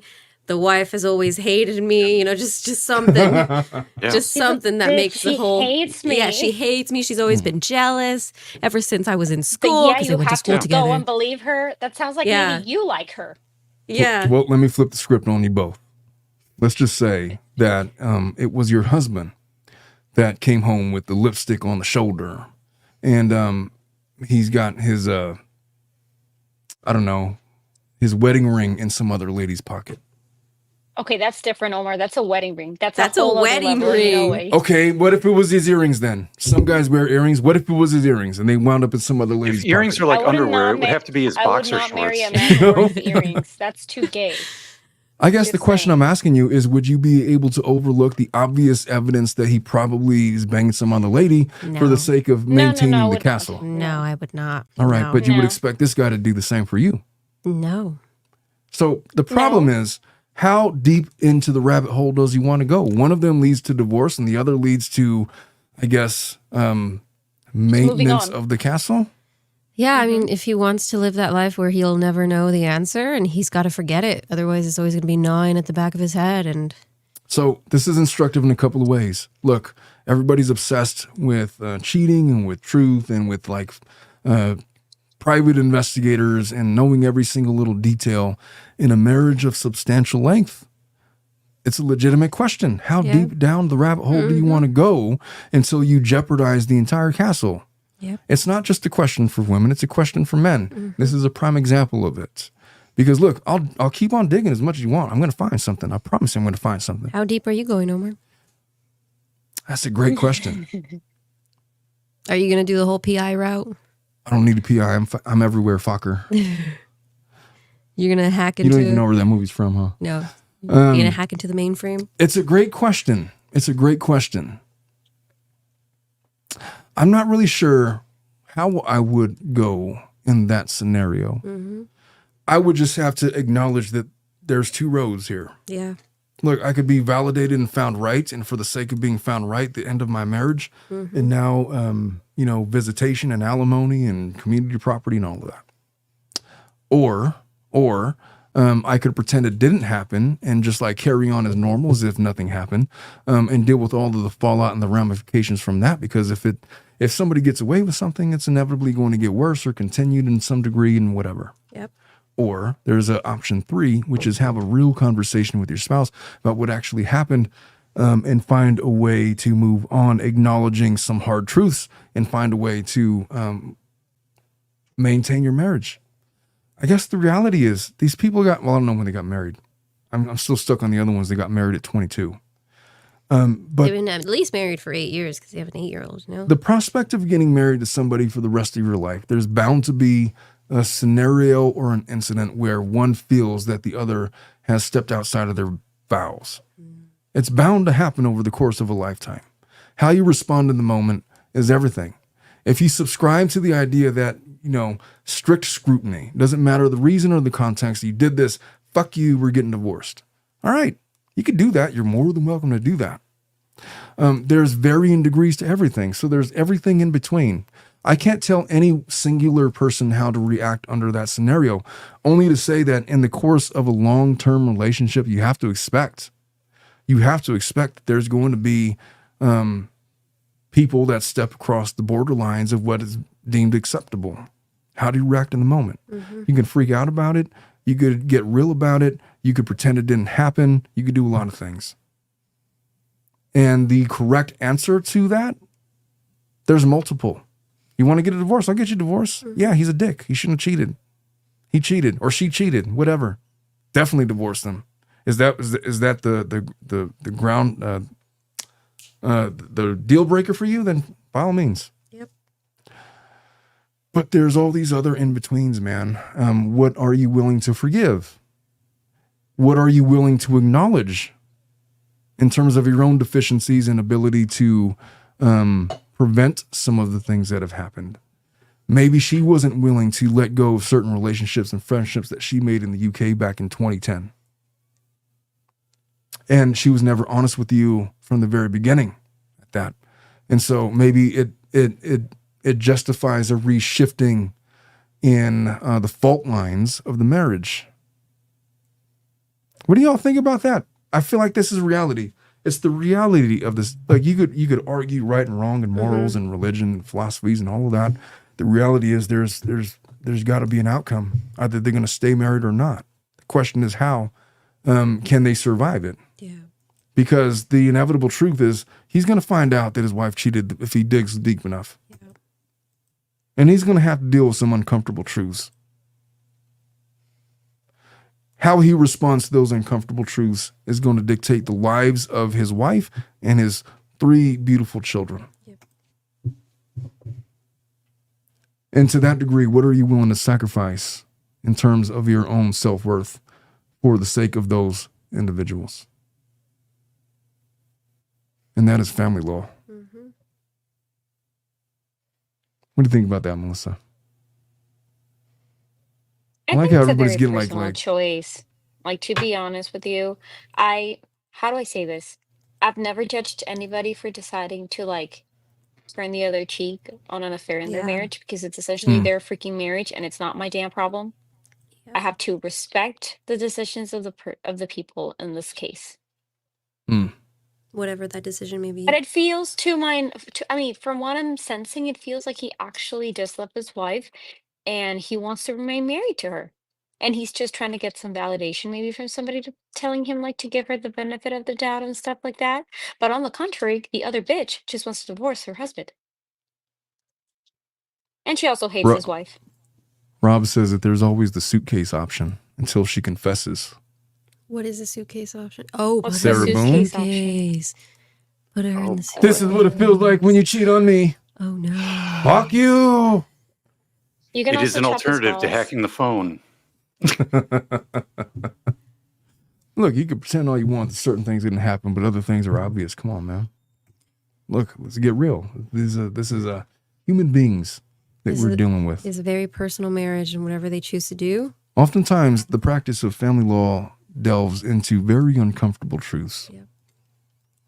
And so these are the dark things that we don't really talk about, because you just got to evaluate, because your next decisions are going to influence the rest of your life. So choose your next words carefully. It's tough. I'm still referencing the movie 300 right now. All we ask for is a simple offer of earth and water. You come here with the heads of severed kings. You insult my queen. Oh, earth and water. You'll find plenty of both in there. This is Sparta. I'm so sorry about the mic. I suppose this guy could go over to the UK, talk to this Jake guy, and push him down a well if he doesn't like Oh, that is such a bad idea. That is such a bad idea. That'd be a good option. Good option. Oh, that is going to add that is going to be a true find crime this guy story. Jake's in a salsa dancing club and just start grinding on him. You gonna grind on this guy? I'm never gonna be able to live that down. I said I was gonna grind on Fabio, and then I didn't know that meant like I was gonna be backing myself up on him. It's like, no, I meant the opposite. Like, oh yeah, is this what we're doing? You say that now. Pull up. I know. I guess you never know. Oh, I'm not living that down anytime soon. Anyway, that is my very dark way of how I handled that scenario. There's not a good option. You want to get divorced, you're well justified. You're not even an asshole for doing whatever you want to do. You're a dumbass for doing it that way. I guess it just depends on what your end goal is, man. Do you want to stay married or not? Yep. And so, hey, you were kind of on your own. You got to make a really hard decision, and I can't tell you what the answer is. But whatever you decide to do, I would support whatever that is, because there's not really a wrong answer here. So that is that one. Mm-hmm. All right, let's do a couple more, because Dominic's got a hard exit at 3. It's already 2:44. Hey, what's your hard exit, Dominic? 2:44. Like 3:30. All right, Dominic's got a little bit of time. Okay. This person wants to know, as I share my screen, would I be the asshole if I told my late wife's family that she cheated on me? And my initial answer is that, yeah, you kind of would. She's already gone. What are you accomplishing in that? Whatever he's accomplishing is Would I be the asshole if I told my late wife's family that she cheated on me? Why on earth? But I mean, like, But I need the details. she's already gone, though, at the same time. Well, In the same breath. You're not making anything good for anybody. Like, what are you? Oh, by the way, she's dead. But hey, yeah, she cheated on me. Okay, Isn't that crazy? good to know. Oh boy. I need the details, because I want to know why he wants to do this. That's true. Why does he want to say it? all right. I need context. Jocelyn, would you like some whiskey? No, I'm dying I right would. now. I have poor the thing. cold. Well, it's the perfect remedy. I thought it was tequila. No, a shot of whiskey will cure your Whiskey cold. No, is the I've same told- strength as tequila. I've told Omar to get a tequila bottle for the office, and he flatly refuses. He says he's not giving tequila to Hispanic women for his Yeah, safety. I will not. I'm not giving Latino women in my office any tequila. Fuck that. You know what? You're right. Because every time I boy. drink, no. And Just by the do a way, shot it's of not whiskey, you'll feel limited. better. You might. You might. Yeah, I just feel so awful right now. Okay. Oh no. Yeah, poor Jocelyn. She was worried about getting me sick. I told her that I have the immune system of a horse. I unfortunately You should do let her not. go home and rest. Those were the famous last words of Len Bias, by the way. Uh-oh. No. It was, And then he died. I know. Oh, yeah, he died. In the most the stupidest way possible. Bruce, you know who Len Bias is, don't you? Yeah. Yeah. Dominic, look it up, man. Not today. It's a cautionary tale. All right. So this person says, Anna, my late wife, died in a car accident. Person lost control of their car. ran her over, and she passed away immediately. We were both 26 at the time. It was 4 years ago, right before the pandemic. We were having a bad time as a couple. She was extremely jealous of me and also protective of her phone. Shortly after her death, I found out that I had an STD. And surprise, surprise, she was cheating on me. So this is a man scorned. This is a man who has not worked through. He's gone through the traumatic loss of his wife, and going through a secondary loss insofar as that he's aware that she cheated on him. On the day she passed, a guy we went to college with was kind of friends with, sent her messages asking for pictures of their last encounter. And the way he talked, it seemed like it was recent, and it seemed that they talked often. I was able to get in her phone and laptop. He went the hacker route, Bruce. As she didn't change her passwords because she always asked to check my phone, and I would ask for hers back.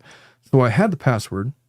There wasn't much because she deleted everything or hid it very well, but the most recent messages, she obviously couldn't delete them. So everything that came after her death was still there. That's rough. While looking for the pictures he asked for, I found pictures of her and him in a .rar deep. What the hell is that, Bruce? Isn't that like a picture file? Wait, where's your cursor? Oh, I'm right here. .rar. Yeah, that's like if you have a zip file. Oh, okay. Yeah. In a random place at her work folders at her laptop. In one of them, she had short hair, which she only had right after we got engaged. So she was with him for at least 3 years out of our 6 years together. Also found pictures of 2 other guys, but have no idea who they are, and there are no messages from either of them anywhere. I messaged the friend, told him that I knew, told him about the STD, and that I won't reveal it to anyone, and I want it to be kept a secret forever. I asked him if anyone else knew, and he said that his ex knew, but he would talk to her. I decided that for the sake of her parents and siblings, I would pretend she was a great person and let them have their beautiful memories with her. That seems to be the move, no? No matter how much of an asshole the person was, I mean, or you perceive them to be, I mean, they're still somebody's baby. Yeah. What's the benefit of outing them as a whatever you think they are, you know?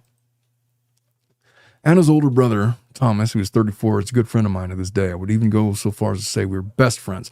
After 2 years of my wife's passing, I was ready to date again. Thomas said that he knew the perfect girl for me. He just wanted me to be sure I was ready for something serious before introducing each other. It was his sister-in-law, Laura, 27.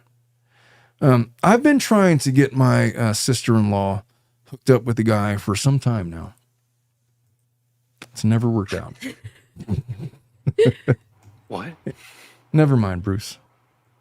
Well, if you're interested, she lives in California. You'd have to travel. It'd be long distance. She enjoys, well, I don't know. You'd have to talk to her. Maybe. I'll have her watch the show. She'll tell me if you're in or not. And then you all can make your own decisions. I'm out. You know what? Leave me out of it. What am I doing?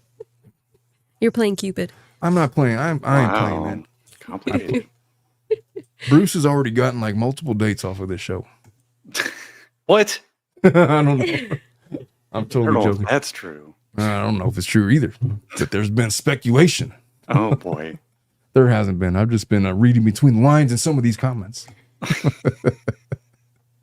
I'm kidding. All right. So, it was his sister-in-law, Laura. We knew each other superficially, but never really talked before our first date. I fell for her quick and hard because this is a guy in mourning, and that's what men in mourning do. Sometimes. We started dating, and about 3 months in, we were already telling each other I love yous, and I told her I was going to marry her. Hey, Bruce, hypothetically speaking, let's just say you were dating some young lady. Or some old lady. I don't know. I don't know what your preference is. I need a physio family tree of this situation, I think. How quickly before would it be before you started telling somebody, I love you? Wait, if I was in this situation? Nope, in any situation that you were dating some person. He is pointing out just a hypothetical, like you're dating somebody. How long would it take you? As a 3 mature, months, 6 well-adjusted months. male, how long would it take Depends on you the to... 2 relationship. years.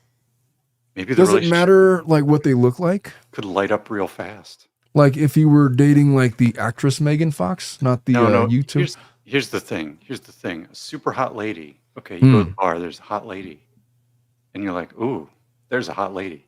Yeah. Then she could just be a complete jerk, and instantly you're going to go from like, "I'm really, really interested" to "I'm completely not interested at all." So you have to have a connection beyond the physical appearance. All right. Okay.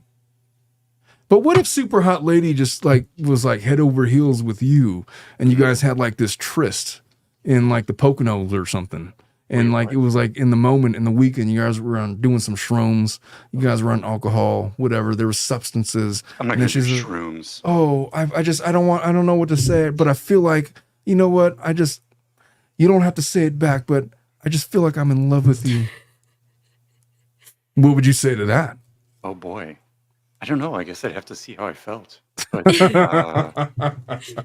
I mean, if you care for someone, like, I don't see a big problem with it. Like, it's not. If you like, there are people like, like I would, if somebody called me on the phone and said, "Hey, can you do, I need help. Come help me." Like, I would drop what I'm doing and do it. As a man in your 40s, And I figure like if you you could want to call that discern. love, you can call it love. I don't. Man, love is a complicated thing. Well, I wouldn't say it's a complicated thing. I mean, it is, but it is kind of an all-encompassing thing, and it encompasses multiple different relationship types and scenarios. But that is a philosophical point to be made on a different day. Let me continue with this, because Dominic is going to get mad at me because he's got a hot date somewhere. All right, so what the fuck is this guy talking about again? Oh, his wife cheated on him. Okay. I'm a little bit lubricated. I think it's pretty obvious at this point. I still don't know why this guy wants to tell her relative. Well, yeah, he said he started dating somebody. Yeah. They've been dating for like a couple months. He said, I'm struggling to find the logical thread. All right, Anna's older brother, good friend. Thomas said he knew the perfect girl. Yeah, they started dating. Sister-in-law, 27, started dating about 3 months in. We're already telling each other I love you. So I told her all about my relationship with Anna. I still have the evidence of what she did stored away in my computer just in case. And I showed it. Just in case of what? Just in case, seriously. Well, that's just in case. You never know. I mean, why would you keep something like that? Just in case. Unless it was just like for like a spank bank material in your lonely times. Pictures of other guys? I don't know what his pleasure is, man. I'm just trying to justify why he would keep pictures like that on his personal.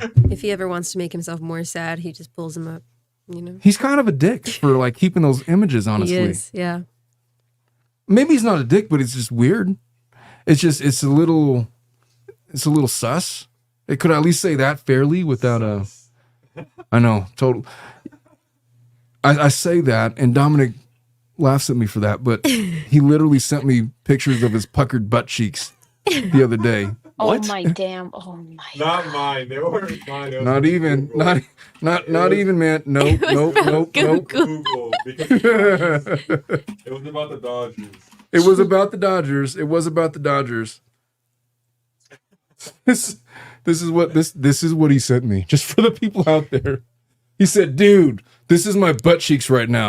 I'm like, the fuck, Dominic? What, does he have a rash? I mean, he's not nude. Are you WebMD? What? I don't get it. Do you see a rash in this picture? Is he just mooning you to like moon you? What's the context? I never understand the context. I've never sent a picture of my ass to another man. So you'd have to. Why is this? We don't have to put it up to the camera. It's fine. Dominic is producing the show, and he wants to show off his puckered butt cheeks. Oh my God! What happened? Did you get out of the cold? Was the pool cold? What happened? I don't. It was shrinkage. What are we talking about shrinkage from the back for, though? That's kind of. You really don't get it? It's because of the Dodgers. Yeah, no, I get why he sent me the picture. Even Omar said I don't like that too. I did. Okay. Is it some sort of baseball thing? Well, because it was a tense No, moment it of the means that game. he's like struggling. Oh, Exactly. he's clenching. We were nervous, we were Nervous, clenching because yeah. it was like an intense part of the game. Yeah. And then like That's all you shortly had to say. thereafter You it didn't was have to like, share the photo. That's all you had to say. You're All right. you're doing the World Series and you're clenching. That's it. It's good enough. that's what Dominic was Now telling me. Enough some for the people need booze. visual images, you know? They need the visual picture. Dominic just perceived, he wanted to take a picture of that of his ass and show it to me. Yeah.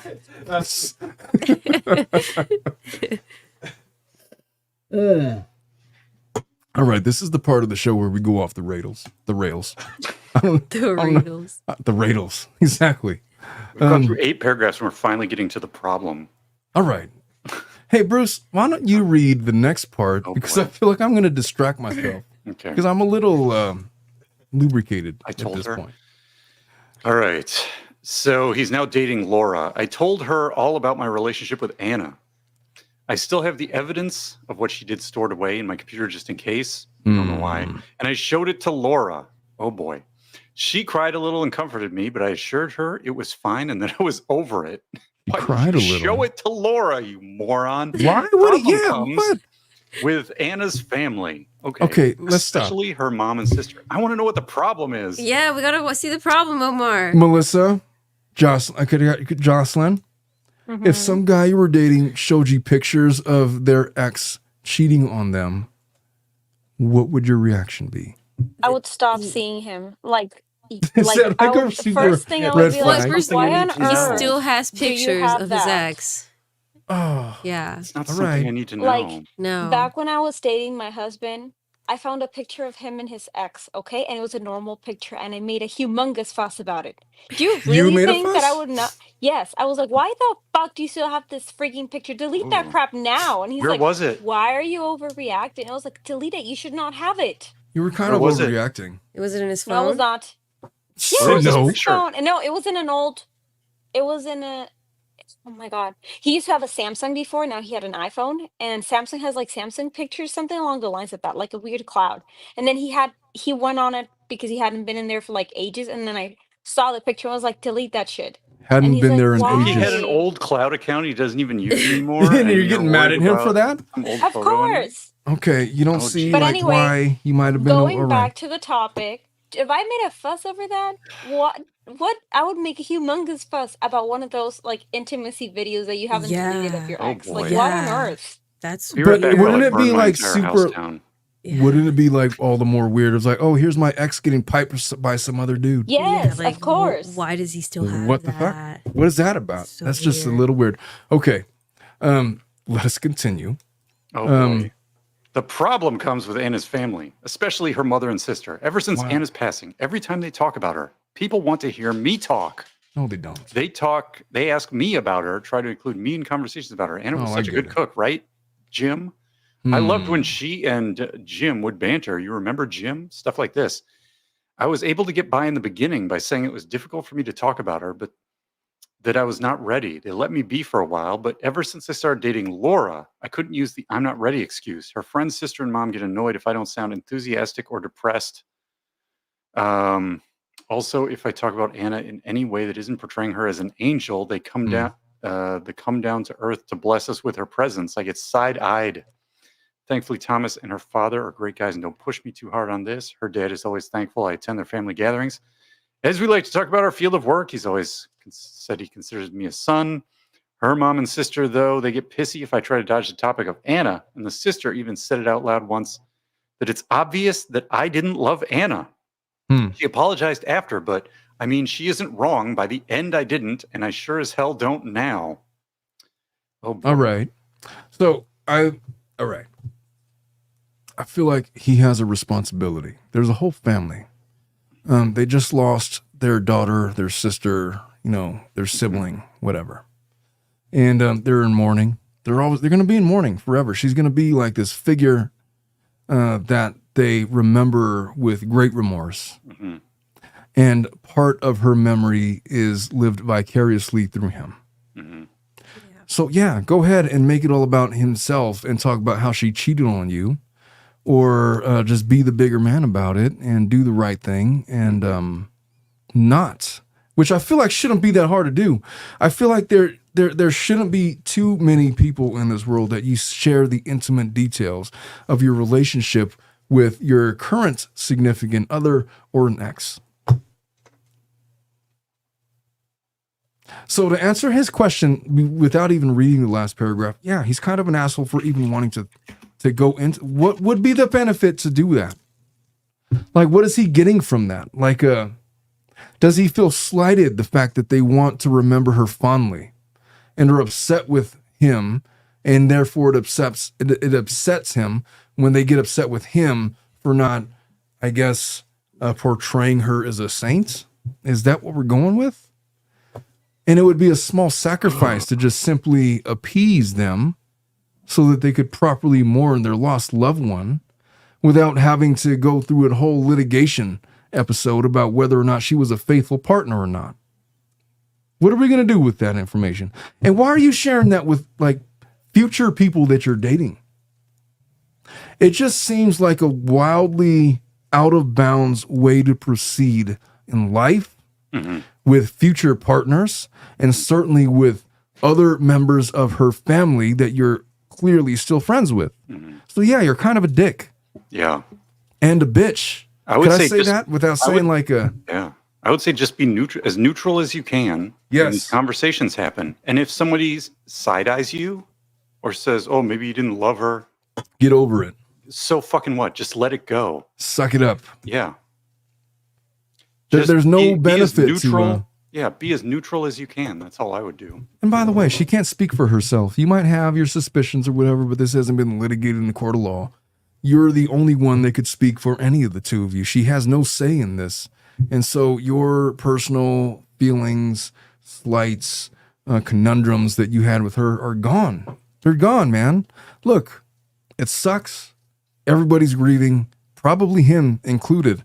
But for him to try to litigate the merits of their relationship at this point is beyond selfish. It's beyond narcissistic. It's just it's sinister. Well, it's not going to do anybody any good. It's not going to accomplish anything. Yeah. There's no benefit to it. You're not going to, raise kids in the family better because everybody knows this dark secret. You're not going to, I really got to get there's my no utility in it. Yeah, it's a futile exercise. I really got to get my sound clips back in order. I had to do a factory reset of my Rodecaster. Oh. Yeah, and now I get like these. I used to have like really good ones. Now I get the record scratch. I'll never do that again. I'm sorry. I'm so sorry. Rave time. Oh, that's Brad's favorite song. That's Megan Fox's hold music. Oh, is it really? That's one of them. Yeah. I gotta update my my sound bites is all. Anyway, we're done with this guy. I think consensus around the table, around the panel is yeah, he's kind of an asshole. Yeah. All right. So I got one more. By the way, our call-in number, we've had it on for a couple of shows now. Nobody's been brave enough to break the cherry on the call-in number. Someone talk to me, please. Somewhat disappointing. Any unsuspecting person could call in. Watch, it's going to be like one of Dominic's super fans. I want to see the picture of the clenched butt cheeks. Oh. All right, let us get through this last one, and then we're going to wrap up this version of Family Law After Dark before I get a little too lubricated. Dominic is opening an Only Bunts account. Only Buns account. Only clinches. No, Only Bunts, because it's baseball. Bunts. That's good. I can't think of that would be like one singular wing of hell. I had to look at Dominic's butt cheeks. The fuck, man. That's Oh my god. Wing of hell. Never mind the fact that Dominic swings a 32. Someone said that Jesus. we need an HR department. But, Somebody's got to be HR.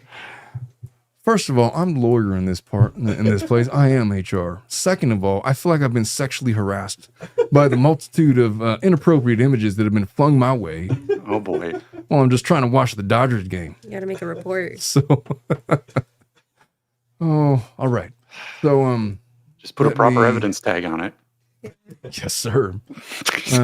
All right. So this next one is interesting. Listen. Omar, you're not gonna like that one.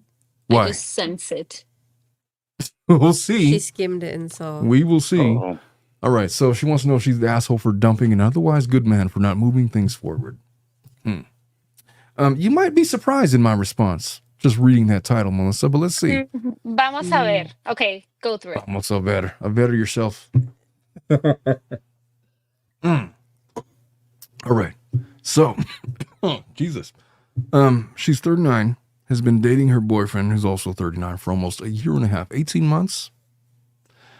If you girls were not married, Jocelyn, I know you're not married. I'm not married now.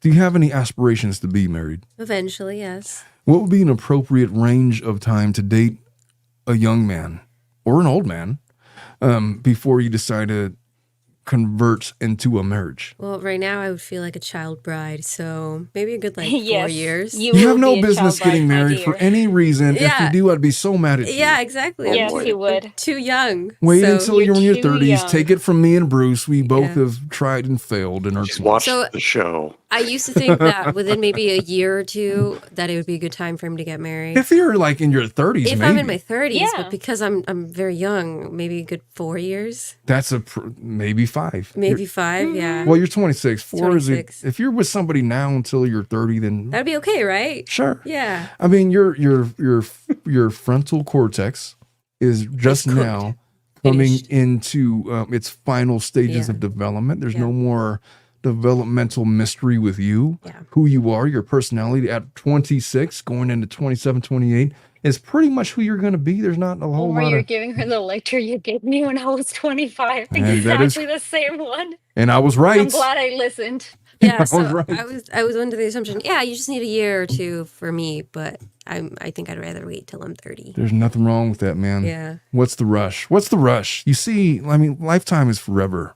You're only 26 once. Come on, man. Go married tomorrow. Imagine. Going to music festivals and stuff. And Jesus. The lifetime thing is overrated. I mean, really, people just get married because they want to have kids and have some parental rights and they want Yeah. health care, right? Like, Health- that's it. yeah. Healthcare would be a Healthcare. great one, actually. So if there Oh. was a system where you could have a civil union with someone and have parental rights protected by the government and health care provided by the government under a single payer system or something, What if that's I what you told would you? need. You wouldn't even need financial marriage. Yeah. What if I told you that I could already accomplish that for you by virtue of the Lee Marvin case, a Marvin claim? That's another conversation for another day. Is that when the relationship dissolves or when it's We're talking about initiated? palimony. We're talking about That's what I was gonna say, promises palimony. made and contemplation of marriage. We're talking about division of assets and the way that you were married, even if you're not contractually married. It's one of the things that exists that you got to be careful of. I just had this conversation with Jocelyn. Yes. Be careful who you buy a house with. Yep. Mhm. That's Yep. what you said. Gotta Yeah. be mindful of who I buy a house Melissa already knows. In my time, while she was working with me, we had successfully litigated a Marvin claim. It's become somewhat of a specialty for this law firm. But But anyways, it's another not fun. conversation. It's not fun. And I'm not even sure if I altogether agree with it, but it is what it is. So am I the asshole for dumping an otherwise good man for not moving things forward? Oh, let me count the ways. I think you're right, Melissa. Dating my 9-year-old for almost a year and a half. We talked about our intentions on the second date. Intentions on a second date. Omar, she's 39. 39. She's 39. 39. She's I'm thinking not about- 21. She's not 15. Oh boy. Who the fuck is dating at 15? What the fuck is that? Oh, hell of a lot So of many people that I know. Dominic, I'm your attorney. Say My nothing. best friend married her husband 2 years ago. They were 15 when they started dating. Okay, so My Okay. sister Yeah. married her high school sweetheart. saying They that met they at High didn't have schoolers 15. date other high schoolers, Omar. I'm afraid to tell you. Yeah. Oh, for sure. I was going a whole different route. I was just thinking about my intentions on every second date that I've ever been on. When anybody asked me about my long-term plans, I knew exactly what to say. oh my god, Never mind. keep going. Okay. Hey, Bruce, what was your intentions on second dates that you've been on recently? 39. Survival? Were you picking out who was going to be the gimp? What? Who was going to wear the ball bearings or whatever? No, No, not that. I'm not That's that a- weird. But, you know, intentions on a second date means a lot different to people in their 30s and 40s than it does in your 20s. Granted, and these people are like 39. I'm just saying that I feel like people in their 30s and 40s have lower standards. Like, we're not talking about happily ever after. We're just saying, hey, let's just say you're just kind of going with the flow, seeing how things progress, like riding the wave of attraction and excitement, however much it exists, and just seeing how it goes. Am I wrong in that? What do you think, Bruce? The bachelor in the panel. I think it depends on where you are in life. Yeah. Because when you say this is very vague, right? It's not very specific. We talked about our intentions. I need more details, right? Because oftentimes the interactions intentions in when your you're second date, 24 are different than when you're 39. So not really. I think they could be. Well, it depends on what you're talking about. Exactly. That's what I'm saying. I need Yeah. to read do more. We need more information. Does she want to get married? Duly Does she noted. wanna have kids? Of course she wants to. Her biological clock is ticking. Men do not feel that pressure. Yeah. Women very much do. My wife very much So do. that's why she's having that conversation at the second date. There's That's nothing why you wrong want to with have that. another kid? I do not want to have. Who the fuck said that? Bullshit, because you haven't snipped yourself, so you clearly want to have another child. I will get snipped when I'm. Hey, that is an Omar, invasive Tomorrow. procedure. Stop bringing it up because You'll be I'm fine. going to be so Omar, they give petty you that I'm Vicodin. going to do the You appointment can go get some myself Taco and then Bell. just email you the information. Yeah, it's super easy. Bruce, have you been snipped? Yes. They give you Vicodin. You can go to Taco Bell. You can just get spaced out. Isn't it like a You're 20-minute fine. procedure too? Something It's like that. super It's short. a little more than 20, but 30 Oh, it's not bad. An hour. an hour. Jesus Okay. Christ. You go walk out I feel like same I'm day. getting peer If you don't want to pressure have any into more getting kids, just snipped. do it. Oh, go. He clearly wants to. I That's know why. what kind of kids that I make, man. My kids are problems. Don't kids say are- no. No, my kids are No. wonderful. I'm Raven just is saying that they're a lot. beautiful, and your other kids are Well- also very, very nice. Did I tell you about what happened to Olivia? Okay, We got a so- call from oh the my God. school. They were like, hey, we Did just she want to bite let you somebody else again? know that your daughter has used some choice language that we think is contrary to our principles here at the school. Well, what Choice does she language. do? Okay. Well, Did she say? calls somebody a shitbag. What do you mean she calls someone a shitbag? It's like, well, okay, well, why does she do that? Well, she said because the other kid was being a dick. It's like, well, Yep, that's your daughter. were they? Back to this. That's your daughter right there. Yeah. You know, luckily, my daughter's been kicked out of a couple of preschools before, but she's in kindergarten now. It's not so easy to just kick her out. We're just going to have to deal. He called somebody a shit. I'll tell you what, I have been chastised for my choice of language in front of the kids. It's As so, we can tell. Yes. yeah, that Yes, that you is. have. Let us continue We're with getting this. distracted. Wait, Yes. your kid who calls people shitbags is only in kindergarten? I've told her to That's convert Ollie. She's so pretty. She's I so to assumed she convert was older. shitbag into. she was older. She's like 5. She's 5. Ollie's 5. Yes, Ollie's 5. That's true. Oh, guys. It's like, We're well, getting distracted, you guys. well, Dad, We I are. kicked her because she kept on bothering my friend and wouldn't leave her alone. It's like, oh, so you're sticking up. How could I get mad at that, man? And I told her to convert shitbag. Okay, call her a chili bag then. All right, you're a chili bag. You know, you got to censor yourself sometimes, Honey but mustard. not really. Honey mustard. That's If a you great ever want one. to swear, just say honey mustard. Honey mustard. Mhm. Poppycock. Don't say cock. Jeez. Oh, boy. Cocktail. Cocktail. All right. So, Jesus, I'm so lost interest in this. I want to know what's going on with these two. All right. Let us begin. So, all right. Second date. Have touched base to align on those intentions consistently throughout the relationship. He earnestly participates in every conversation I initiate about the future because he's trying to get in your pants. Yep. Why wouldn't he? Sounds about right. But he never initiates those conversations himself. Of course he doesn't. How many Have you times ever have met you... men? I know. I was going to say, Bruce, how many times have you brought up like your future plans about marriage voluntarily to some unsuspecting lady that you were on a date with? About marriage? Yeah. Well, I don't want to get married. Well, there you go. So never. Yeah. I mean, that's Never. that. I can tell you all the I'm answer for saying myself is that even zero. if this guy is like, this guy could be 100% okay with having kids and getting married and doing all these things, but he's a guy, so he's just going with the flow. Going with the flow. I do. Right. So even if At you least wanted some of to and be okay with marriage and kids, you just wouldn't bring it up. Could I just give you, Yeah. let me just give you, it's not even a secret about men, but this guy's only objective is to have a good time and to possibly bang this young lady or old lady, or They're the whatever she same Maybe he is. age. Maybe he is thinking about it, but maybe He he's might just not like, be "Meh, thinking about whatever." it, but if she was down, he would be down. I promise you Yeah. that.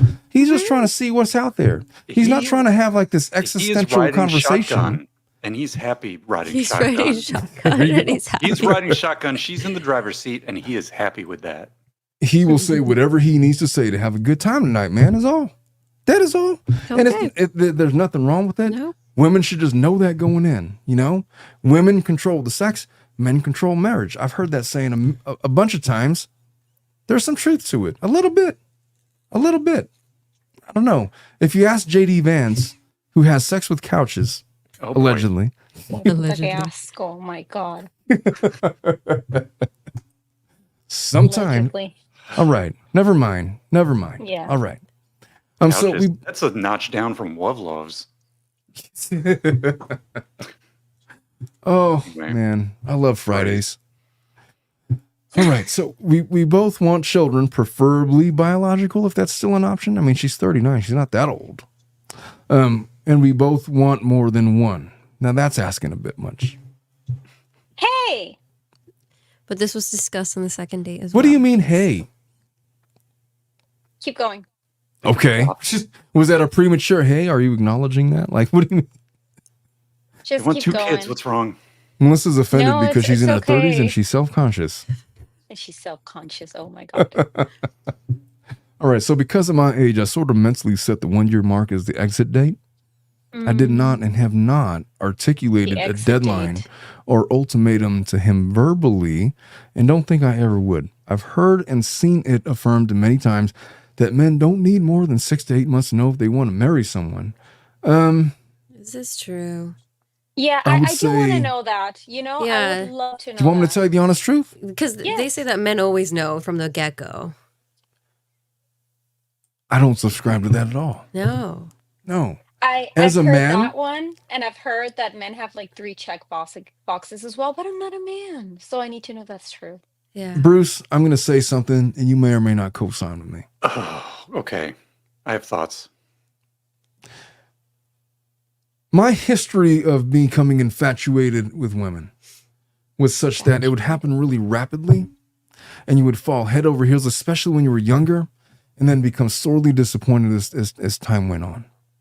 And so my interpretation of those feelings over time changed the older that I got, where I wasn't so blinded by initial infatuations, which might have been sexually motivated, which might have not have been sexually motivated, because it's a striking contrast between how interested you are in a woman before you have sex and afterwards. Because I feel like after that happens, like the light comes on and you could kind of see more clearly and you start to evaluate this person more objectively. And then it becomes just a completely different thing. And you learn that as a very young man. And as you get older, although you may become fond of people, and though you might be deeply fond of them and have thoughts of wanting to maintain and foster a relationship with them, as you become older, you don't misinterpret that as to, oh, this is the one for me. It's love at first sight. I want to marry this person. You start to become more discerning with your thoughts and your opinions, and you are just a little more discerning of who you decide to say that you're in love with. And that really doesn't start happening until you're like late 20s, early 30s. And so if you're in your 30s or 40s, it's even more refined than that. And so this idea that you know that you want to marry somebody right away, I feel like that's somewhat of a more young man thing to say, because older men genuinely recognize that as an initial response to initial attraction and know how to discern that from something else, and are a lot more willing to go with the flow and be open-minded as things progress in a relationship. What do you think about that, Bruce? What if we generalize this to Men don't need more than 6 to 8 months to know if they want to be in a long-term relationship with someone. I feel like 6 to 8 months is kind of a long-term relationship by itself. Yeah. Am I wrong? Okay, like How if long you're did gonna you getting date your there. wife before you married her? my wife, oh shit, Oh 3 shit, what? years, 3 years, Not bad. 3 No, years. it's not. But in the course of 3 years, there was never okay. Although I was fond of and would have said that, hey, this lady is pretty cool. I don't want to let this one go. This I lady think is that I might pretty be. cool. Well, Okay. I'm talking like I'm trying to remain objective. Yeah, You're trying to be Bachelor Omar. Yeah, I was trying to Neato.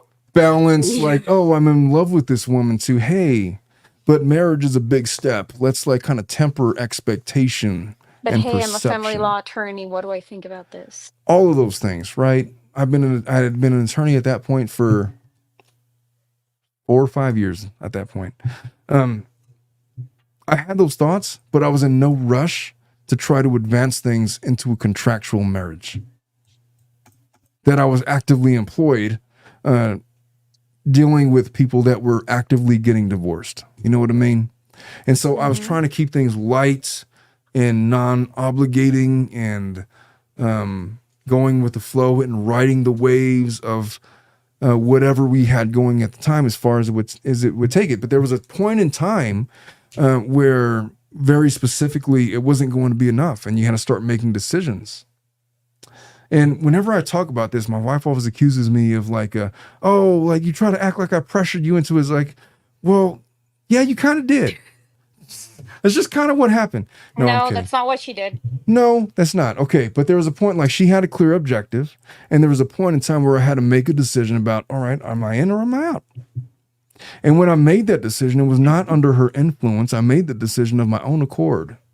Within 6 to 8 months. There was no pressure. I Well. wasn't unduly influenced. I wasn't coerced in any There's kind got of to way. be something like, ooh, these are the kind of engagement rings I like. Ooh. This I is was not in weird. favor of I would have been good with an engagement tattoo.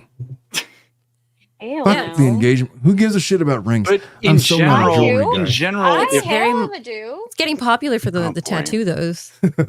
just a dumb No. example of No. some pressure, No. right? Because in general, if you're these people, 39, 18 months, Yeah. you would expect her to be like, ooh, Well, you this see would what be a good happens. time to pop the question. Ooh, Yeah, or I'd at least love to her- get engaged at this She didn't resort. even voice Ooh. it though. You Yeah. know, Who There's didn't always voice this, it? this steering, She right? didn't. And so far, I haven't seen it exactly. That's why we need to read the rest of this because I don't see that in her story so far. She's just Yeah. being very passive about it. All right. We're kind of giving her the benefit of the She's doubt. had this mental deadline. Let us continue. Hmm. I already know I'm going to get shit for this later on. So let me just explain. For my wife, look, it was a decision that I made. I was not coerced. I wasn't pressured. I wasn't tricked. None of the things. I made the decision on my own. I'm just saying that there was a real point in time where it became a decision where I was either in or out. Mhm. Yeah. And You made I a made the decision decision. after she told you to make a decision. Yes. She never told me that though. She implied it. She strongly implied it. Exactly. But I made the decision by myself. That's what I'm saying. Yes. While I was being you made coerced. a decision for you after she made sure you made the decision. Yeah. That's my It- point. I understand. I understand what you're saying. But by that time, we don't. Well, never mind. I'm not gonna. Never mind about me. We got Okay. 5 minutes. Oh shit! Dominic's got us. Okay, so because of my Jesus Christ, how did we already make it 3:26? All right, so we both want children, preferably biological. So because of my age, I sort of mentally set the 1 year mark as the exit date. I did not have now 39. Is that reasonable? 1 year, 1 year in or you're out? Yeah, I think she should have at voiced 39, it. yes. It's not wrong. There's nothing wrong with that. That's your No. deadline. It's your deadline. So I've heard and seen it affirmed many times that men don't need more than 6 to 8 months. I would say that that's not a hard and fast rule. Be careful with that. If there's 1,000 guys, maybe Yeah. So you're not there's like supposed to 80% see of them TikTok. can do that and 20% Right. can't or something. Right. Who knows? So he himself has confirmed this to me. Bullshit. Never mind what he said. Our 1 year dating anniversary came and went. He forgot about it. but didn't eventually take me to dinner. No proposal. Internally, I accepted this and mentally gave him grace, and because I knew there were a You few shouldn't have other done that. opportunities on the horizon. You That's shouldn't have done exactly that. what I said. My wife was like, I just thought that on Christmas you were going to propose. And I was like, well, there's like Valentine's Day. There's like New Year's. There's like all of these other, that's totally a line that I use. It's like, I could relate to this so much. He's a good partner. I've always wanted to believe the many instances where he was verbally confirmed that he believes in marriage and is dating for marriage. There was an opportunity in July where we were both at a cabin in the middle of nowhere for a couple of days, no proposal. In August, he took me on a trip to see his parents, no proposal. I thought maybe he'd wait until he got back and recalibrate for a few days, then do it. Nope. I decided to verbally check back in with him after the trip to see his parents and make sure that we're still on the same page, not just dating for marriage, but specifically dating each other for marriage. Wow. So she's turning up the pressure. Yes. He confirmed we were, and I again mentally extended my deadline. By this definition, would you guys say that she is pressuring him to make a decision? Like a final decision? Is that fair to say? Okay. So my birthday was in September. It came and went, no proposal. Then his birthday was shortly thereafter, also in September, no proposal. The end of September arrived, and I started to realize that I needed to prepare for ending things. That's a bit of a extreme position. What do y'all think about that? Here is that she has this year deadline, let's go 18-month deadline, and she has not communicated that No. to the man. That's And been my issue. If you don't That's what I communicate was gonna information with ask them, you. they won't know I it. think I missed that part. She never communicated that with him. Mm-mm. Like, it was As just far a as It was her mental thing. own internal thing, Okay. right? That's He doesn't the have issue a here. he doesn't have a fucking crystal ball to read his No. like he doesn't have a crystal He ball to thinks read they her can mind. date I'm for 4 sorry. years and Yeah. it'll be I'm fine. so glad you said that. I once passed say, hey, why don't we just not get married? Why don't we just be like a boyfriend and girlfriend forever? You tried that, Omar. It didn't work. Nah, it didn't work. I mean, this guy could want the same, but he wouldn't know, or she wouldn't know, and she wouldn't know either. 'cause I don't she's need not a piece of paper to tell me my commitment to you, and neither do you. And you know, it'd be better for if you know what, you every single day, and I every single day decided to choose you as opposed to have some paper to tell me that I'm by law committed to you. And she's like, oh, fuck you. I was like, all right. So that didn't work. It was what it was. Look, I'm not criticizing. I'm just saying it was a thing that was said in a joking manner. At any rate, so in addition to all the opportunities referenced above, he had dozens of low-key anticlimactic opportunities to propose as well. I don't need anything over the top. He wasted all of them. And I think you guys are right. At what point does she communicate to this to Never. him? She never did. 2 paragraphs is never going to be did. interesting. Yeah. So this shocked me because I've considered him a man of integrity. Oh, God. This is Now we're going going on and here. on. Who wouldn't claim he wants marriage if he doesn't. He also Jesus confirmed in the Christ. past that he doesn't agree with men who waste a woman's fertility by staying with her and not proposing. She's 39. So she's feeling the tick of the clock. Is that fair to say? Yeah, women? no, she is. At this point, she is. Like, we can Yeah. see it clearly. This desperation is on her, not really on him, Yeah. for This obvious reasons. This next sentence premise is the problem. Desperately hoping that I haven't misread him and being very concerned about the possibility that he will be absolutely blindsided when I break up with him, I mentally pushed my deadline back to October 31st, adamant that the man would propose, never communicating it to him. This has come up already. Here's the Go ahead. Does problem. she have She any? says Does she have desperately. any friends? Like, nobody don't know. likes her. So nobody's telling her. Come on. Yeah, has she not told She this to says anybody else? desperately hoping that I haven't misread him. This is the fundamental problem. Like, you have a deadline in your mind, and you haven't Yeah. talked You're not to him about what his communicating. like. Maybe he has a different deadline, and you have an incompatible relationship. But maybe if he knew your deadline, he Yeah. would be okay with it and propose. Yeah. You can't Maybe- read him or maybe- hope he reads you. You have to communicate. Sometimes if you put men to the screws and you give them a deadline, sometimes they Wait, there's- act. They actually say that she says that within the next paragraph. Oh, You should Yeah. just communicate more. so this has come already. I'm absolutely not proposing to him, and he absolutely doesn't want me to. Well, that's fair. And No, philosophically, that's horrible. I would rather chew glass than propose to then a man. propose. But anyway, And But walk what through about women's fire. equality and all of that and all equal rights and I we're don't the believe in same that and crap, Omar, all and right, neither all do right. you, and you know it. You're right. I don't. You guys are gonna get canceled. What is that? Are you saying why didn't she Just kidding. propose? I don't give a shit. I'll get canceled. I don't believe in that equality thing. Fuck Melissa that. doesn't No, believe in I'm a females traditional proposing. person. Some No, people are I would traditional. rather That's chew how it is. bricks. Well, I mean, you don't have to propose if you don't want to, but we don't know if this lady, this 39-year-old lady, would be okay proposing. We have No, no she idea. said that. Well, she She said that just she said that he wouldn't. said that Yeah. he said that he didn't want to. It would just be the man. The man would have to propose here. Oh, she said, wait, she He said says both of us are adamant that the man would propose. They both are. So They're they're on in the same agreement. page on that. Yes. Exactly. Yes. Bruce is upset. I try to solve this problem and they just, Yeah, it just went out the window. Yeah. So philosophically, I just can't get behind a threat or an ultimatum. I think if I was very upfront that he's about to get dumped, he would propose. But would you want to marry a man under an ultimatum like that? No, I would not, to be What honest with you. purpose does that serve? He either wants to marry you or he doesn't. And if he's got reservations, he's got them. Yeah. But eventually he's going to. But that's not a proposal I want. I don't want the marriage on the other side of a threat. I don't want to have to wonder, would he have done it if he wasn't He's just going to pressured? give you a shut up ring.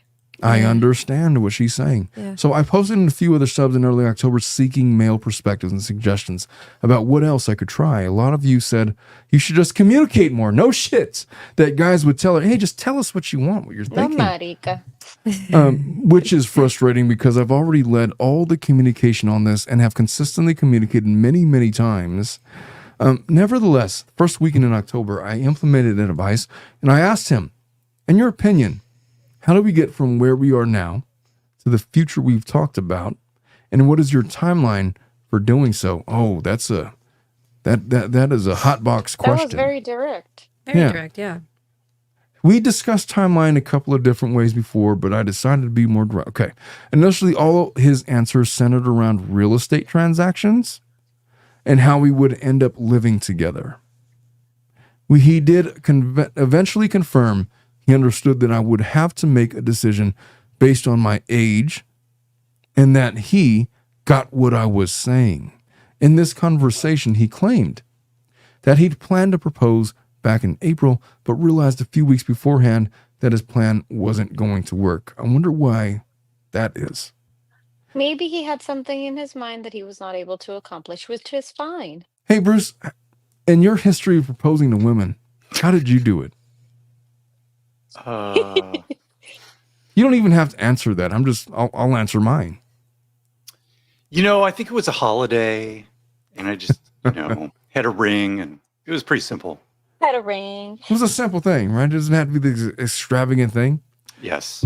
I happen to know Okay, stuff about Melissa's proposal. What's extravagant? My proposal was not extravagant. Come on. I want to know. Yes, what's it kinda extravagant was. to you.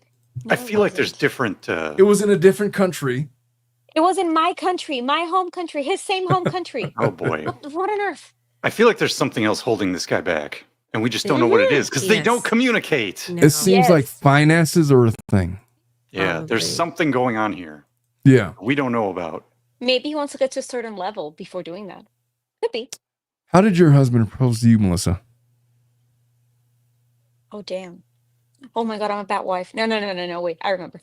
This is why you don't we do were extravagant on- proposals, because he went all out and Melissa doesn't even remember how it happened. Dang. Because I didn't see it coming. Okay, Caught me That's kind of completely cold, by man. surprise. That's kind of cold. Hey, keep No, your we proposal went on simple, a- man. We went on a weekend trip to a really nice place over there in Colombia. A place neither him neither I knew before, like had been before. He asked your parents for And- permission. Of course he did. He had to, otherwise no. I didn't wouldn't ask have for happened. shit. I didn't ask for permission. Okay, you guys are Americans. That's different. No, we're Mexicans. Mexican You're American. not Mexican no, Americans. No, American Mexicans. exactly. I would That's have American, asked same thing. permission, except I don't speak the language. I think they got the point.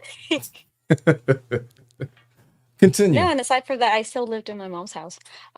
E. And when we got to the hotel, which was a really nice hotel with a view, when I opened the door, there were like rose petals and balloons all over the room. And I generally thought Oh my they gave God. me the room, but somebody else.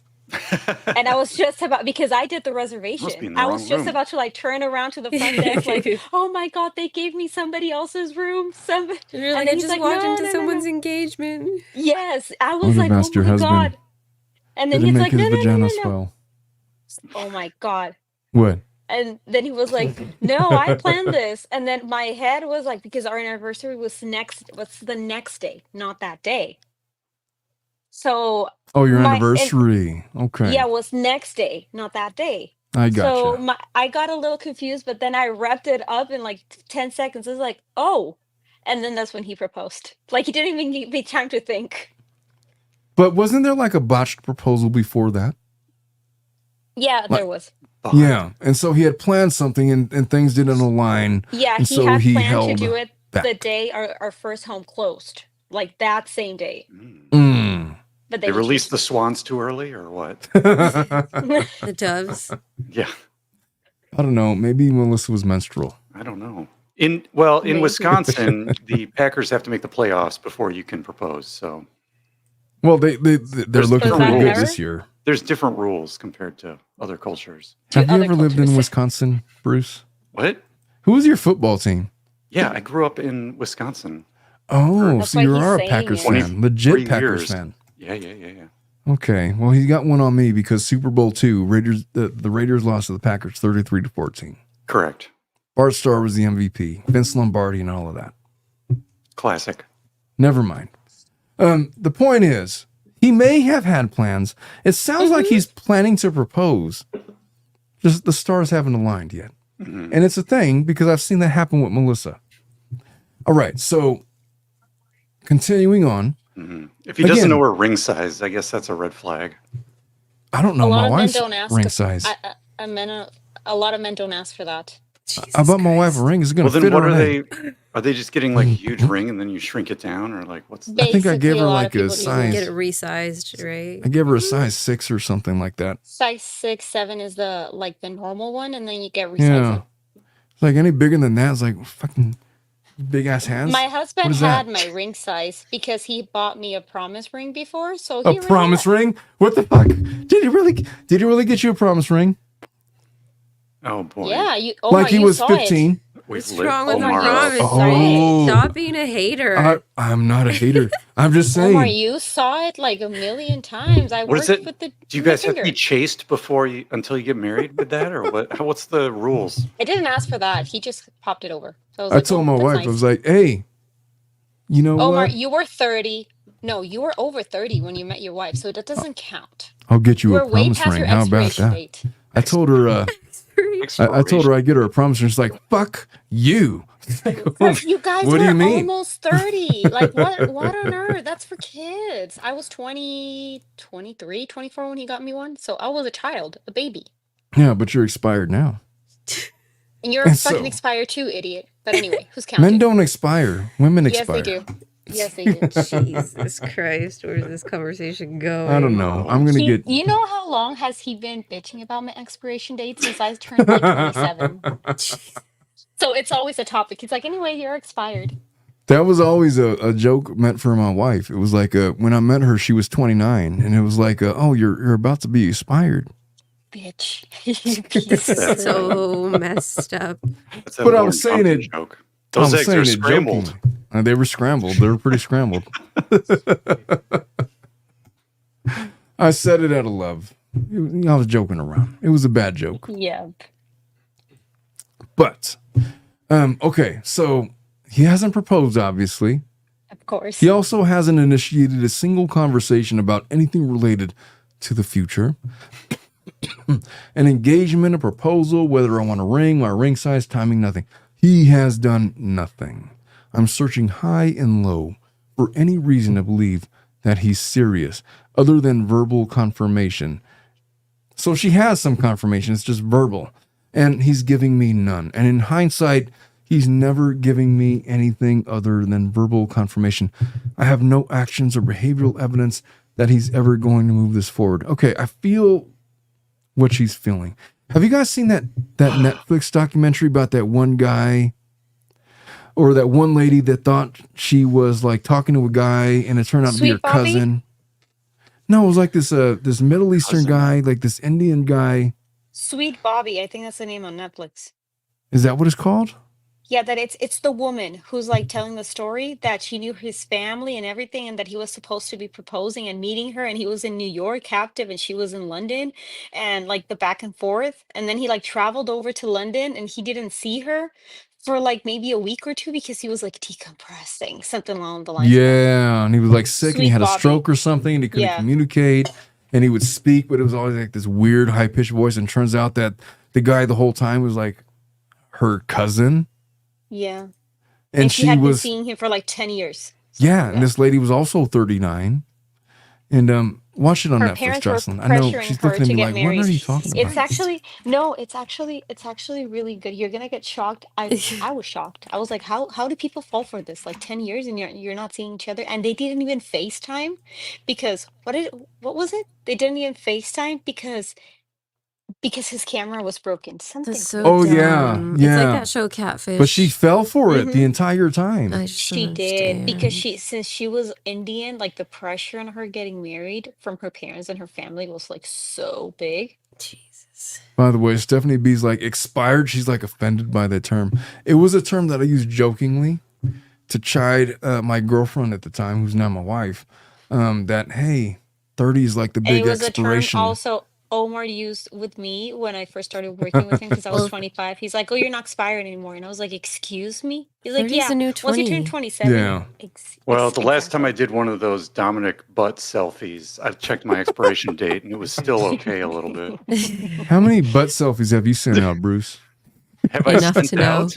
How many pictures of your antlers have you sent out to unsuspecting young women? What? No, 0.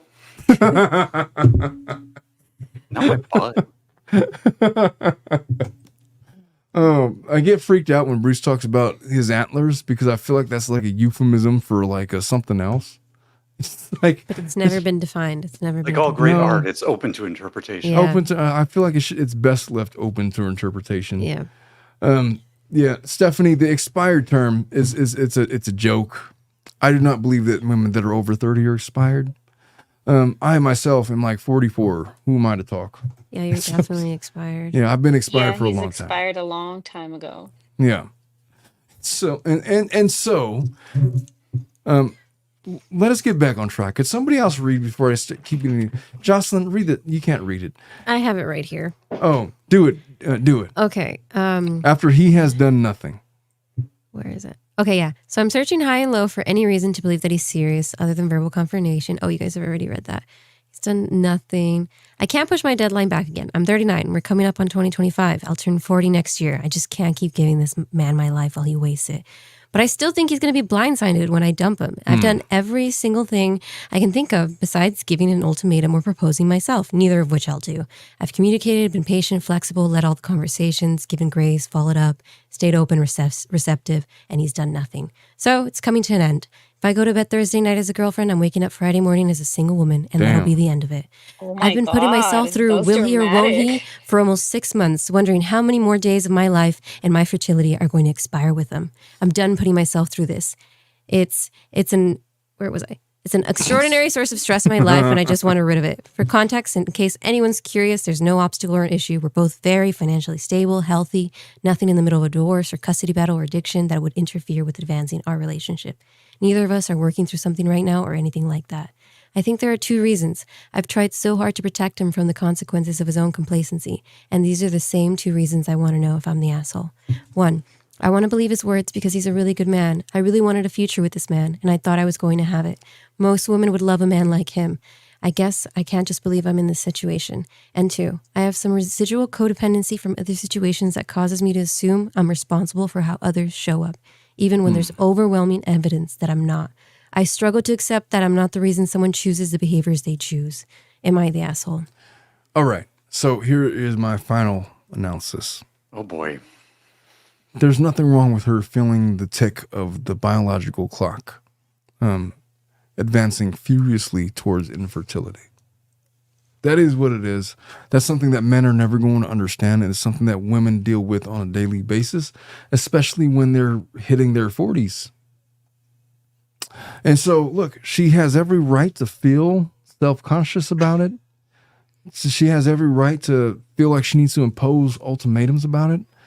If this guy is who she says that he is, that he would recognize that and react accordingly. Either he wants to get married to her or he doesn't.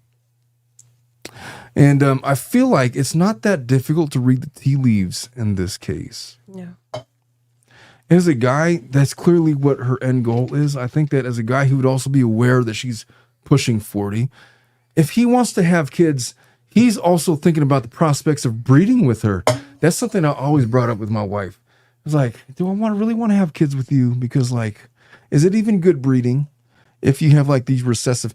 I'm not saying like a dick. I'm just saying like what would our kids look like? Would they be like athletes? Would they be like this or that? It's like, it's a question that men ask. Like, is this going to be good breeding? If I have children with this person that's in their 40s, like, what is the likelihood of like having some kind of malady that would affect the quality of life for the child? All these kinds of things.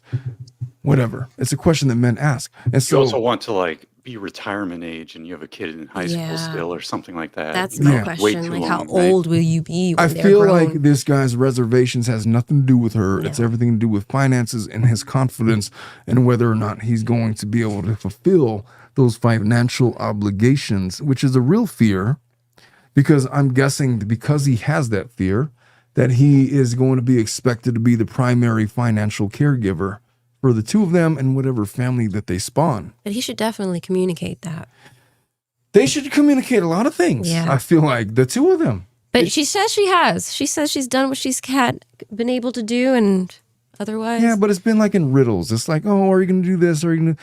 I feel like it's well established that, like, look, she's expecting a proposal at some point, and guy's dragging his feet.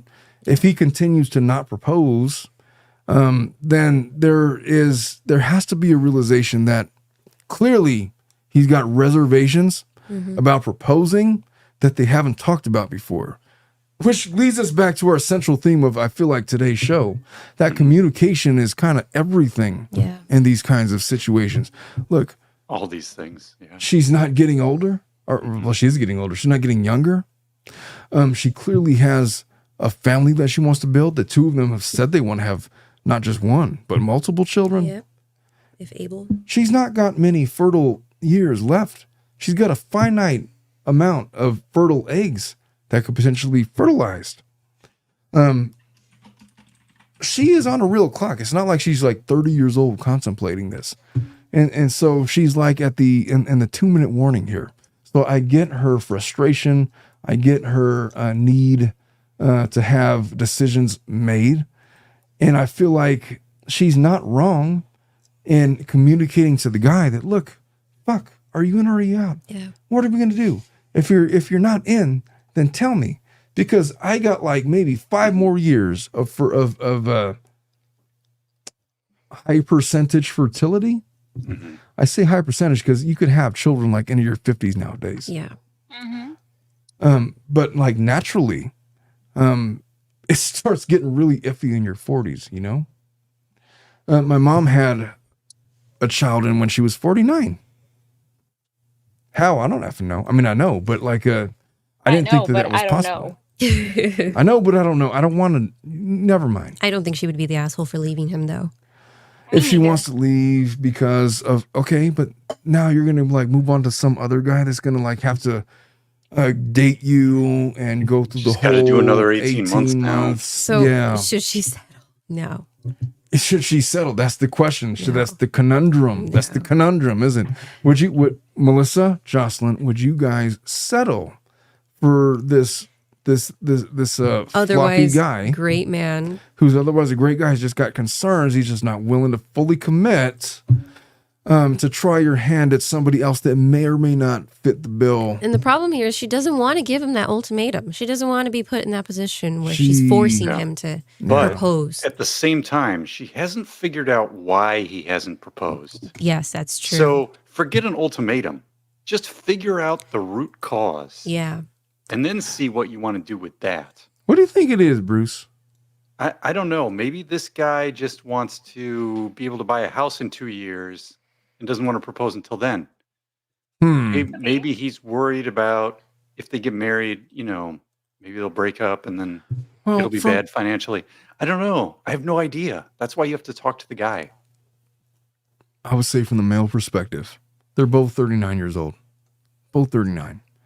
Women have a biological clock, but there's definitely an age where men don't want to have kids anymore. Hey, Bruce, what's your appetite for having like 2 or 3 kids from in the future? 0. He can't even. Oh, I can't. Yeah. I mean, he's been snipped. That's right. Well, I mean, you could reverse that shit. You can try to reverse it. When you get it done, they tell you to assume that reversal will fail. Yeah. They tell you that you need to understand that you should just be assuming that a reversal could work, but that it will probably fail.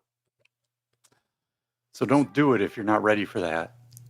I will just say that men definitely do not have the same concerns as women when it comes to, I got to have kids by a certain age. I'll just say that when you get into your 40s, it starts getting a little more iffy. Like, I'm going to be like 65 by the time she graduates high school. What was that one actor that just had like his 12th kid and he's like 67? De Niro. He's like in his 80s. 80s, yeah. And he just Mick had a new Jagger kid. also had a kid at 80. What? With He's his like girlfriend. 90. Mick Jagger? Yeah, like a couple How years old ago. is that guy? He's got to be like 90. I want to say he was born in the 40s. Give me a second. Mick Jagger is 81. 40. Oh, yeah. He's only 81? There's a lot of old guys that have had kids, but it's very weird. Oh, he was born in 43, so I was right. Yeah. Yeah, it is kind of weird. Had youngest child was born on December 8th, 2016. That's his 8th kid. All right. So he was 73. Yeah. I'm going to address this question from the male perspective. Okay? So women, forgive me for saying what I'm about to say. I don't know what I'm about to say. I'm just going to say this. The guy is well aware of her age. He can't pretend not to be aware of her biological clock. He's been stringing her along for some time now, making wayward promises about a future proposal that has yet to happen. His lady is getting squirrely. And so if his wayward promises were the result of his insecurities as from his financial position or whatever it might be, at some point you got to have a discussion with her. And if you're really fearful of that, then tell her that. And then maybe y'all come up with a game plan. Because look, at this point, she's invested time into you, and she needs to know whether or not she needs to invest time into somebody else.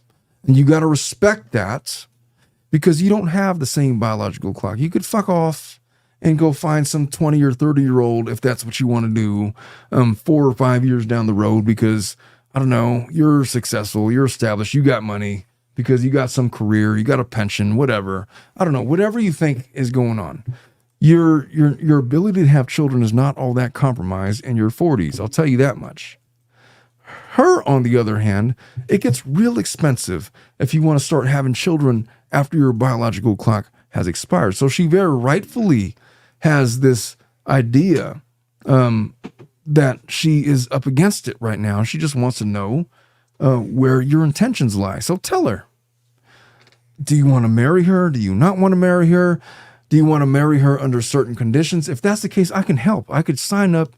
I could draft a prenuptial agreement that keeps your property separate even during your marriage, but allows you guys to progress and allow you guys to have a marriage that you're pulling your resources together for the sake of building a legacy, having a family, and all these other things, and appeasing to your concerns. But if you leave it as it is, if you're the guy, she's telling you point blank she's going to fucking leave. If you value her, then either tell her that, well, no, he's told her enough. Either make the proposal or have a real conversation as to your reticence in making the proposal and make some progress here. She needs progress. She needs to have some progress. You guys need to have some real conversations about your reticence and her biological clock and her concerns versus your concerns and your fears. Because I understand why you don't want to get married, man. It's a scary thing. It is a scary, financially imposing contract to marry another person. I could fix it with a prenup. Yeah, they need Just some kind of mediation in order my office to just find happens to common do that ground. kind of a thing. We Yeah. mediate for people Well, all the time in these positions, and it's not that hard to do. Say, oh, we'll just say that. Look, when you and guys I understand separate, she doesn't want to give him an ultimatum, but she clearly hasn't expressed the temporal factors here. yeah. And And if so she could do that through somebody else, maybe they would have more success. I get it for her because she's invested all this time. If she leaves him and finds somebody else, what's it going to be like another 2-3 years before the conversation happens? And most of the time when you're dating in your 40s, other people in their 40s are not in a quick rush to get married, man. Many of them already have kids as well. Yeah. Have been married and divorced with kids and Divorced, probably yeah. paying alimony and child support. They got baggage. So if she's starting over, she's looking at, if she has the money, you gotta freeze the eggs. Yeah. That's Teresa spendy. says her time clock shouldn't be his pressure to get married. Agreed with that, but he should at least acknowledge that it Well, at the exists. start, they said he wants kids. Yeah. So it He kind did of say that. is his pressure because, how old do you want to be when you have kids? How old do you want your wife to be when, Unless he wants to do Yeah. a whole De Niro. unless you want to do adoption, don't you want to have Or kids with your adoption. wife? Yeah. So What's it is your- his pressure, effectively. He does have pressure because he got a lady that is willing, that she wants it to be him, but he's not putting up his money, so to speak. And so, piss her, get off the pot is basically what she's saying, which is fair. He's the one that he said he wants to have kids. He's led her to believe that. And so I get where he's got some pressure, but it's not the same pressure that she feels because biologically he could just let her go.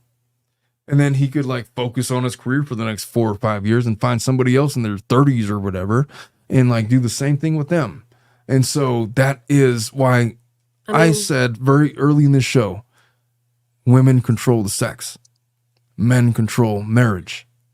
It is as true a statement now as it was then. She's waiting on him to propose. He's under no obligation to do so because he doesn't have the same biological parameters as she. Is it fair? I don't fucking know. It's just the reality of it.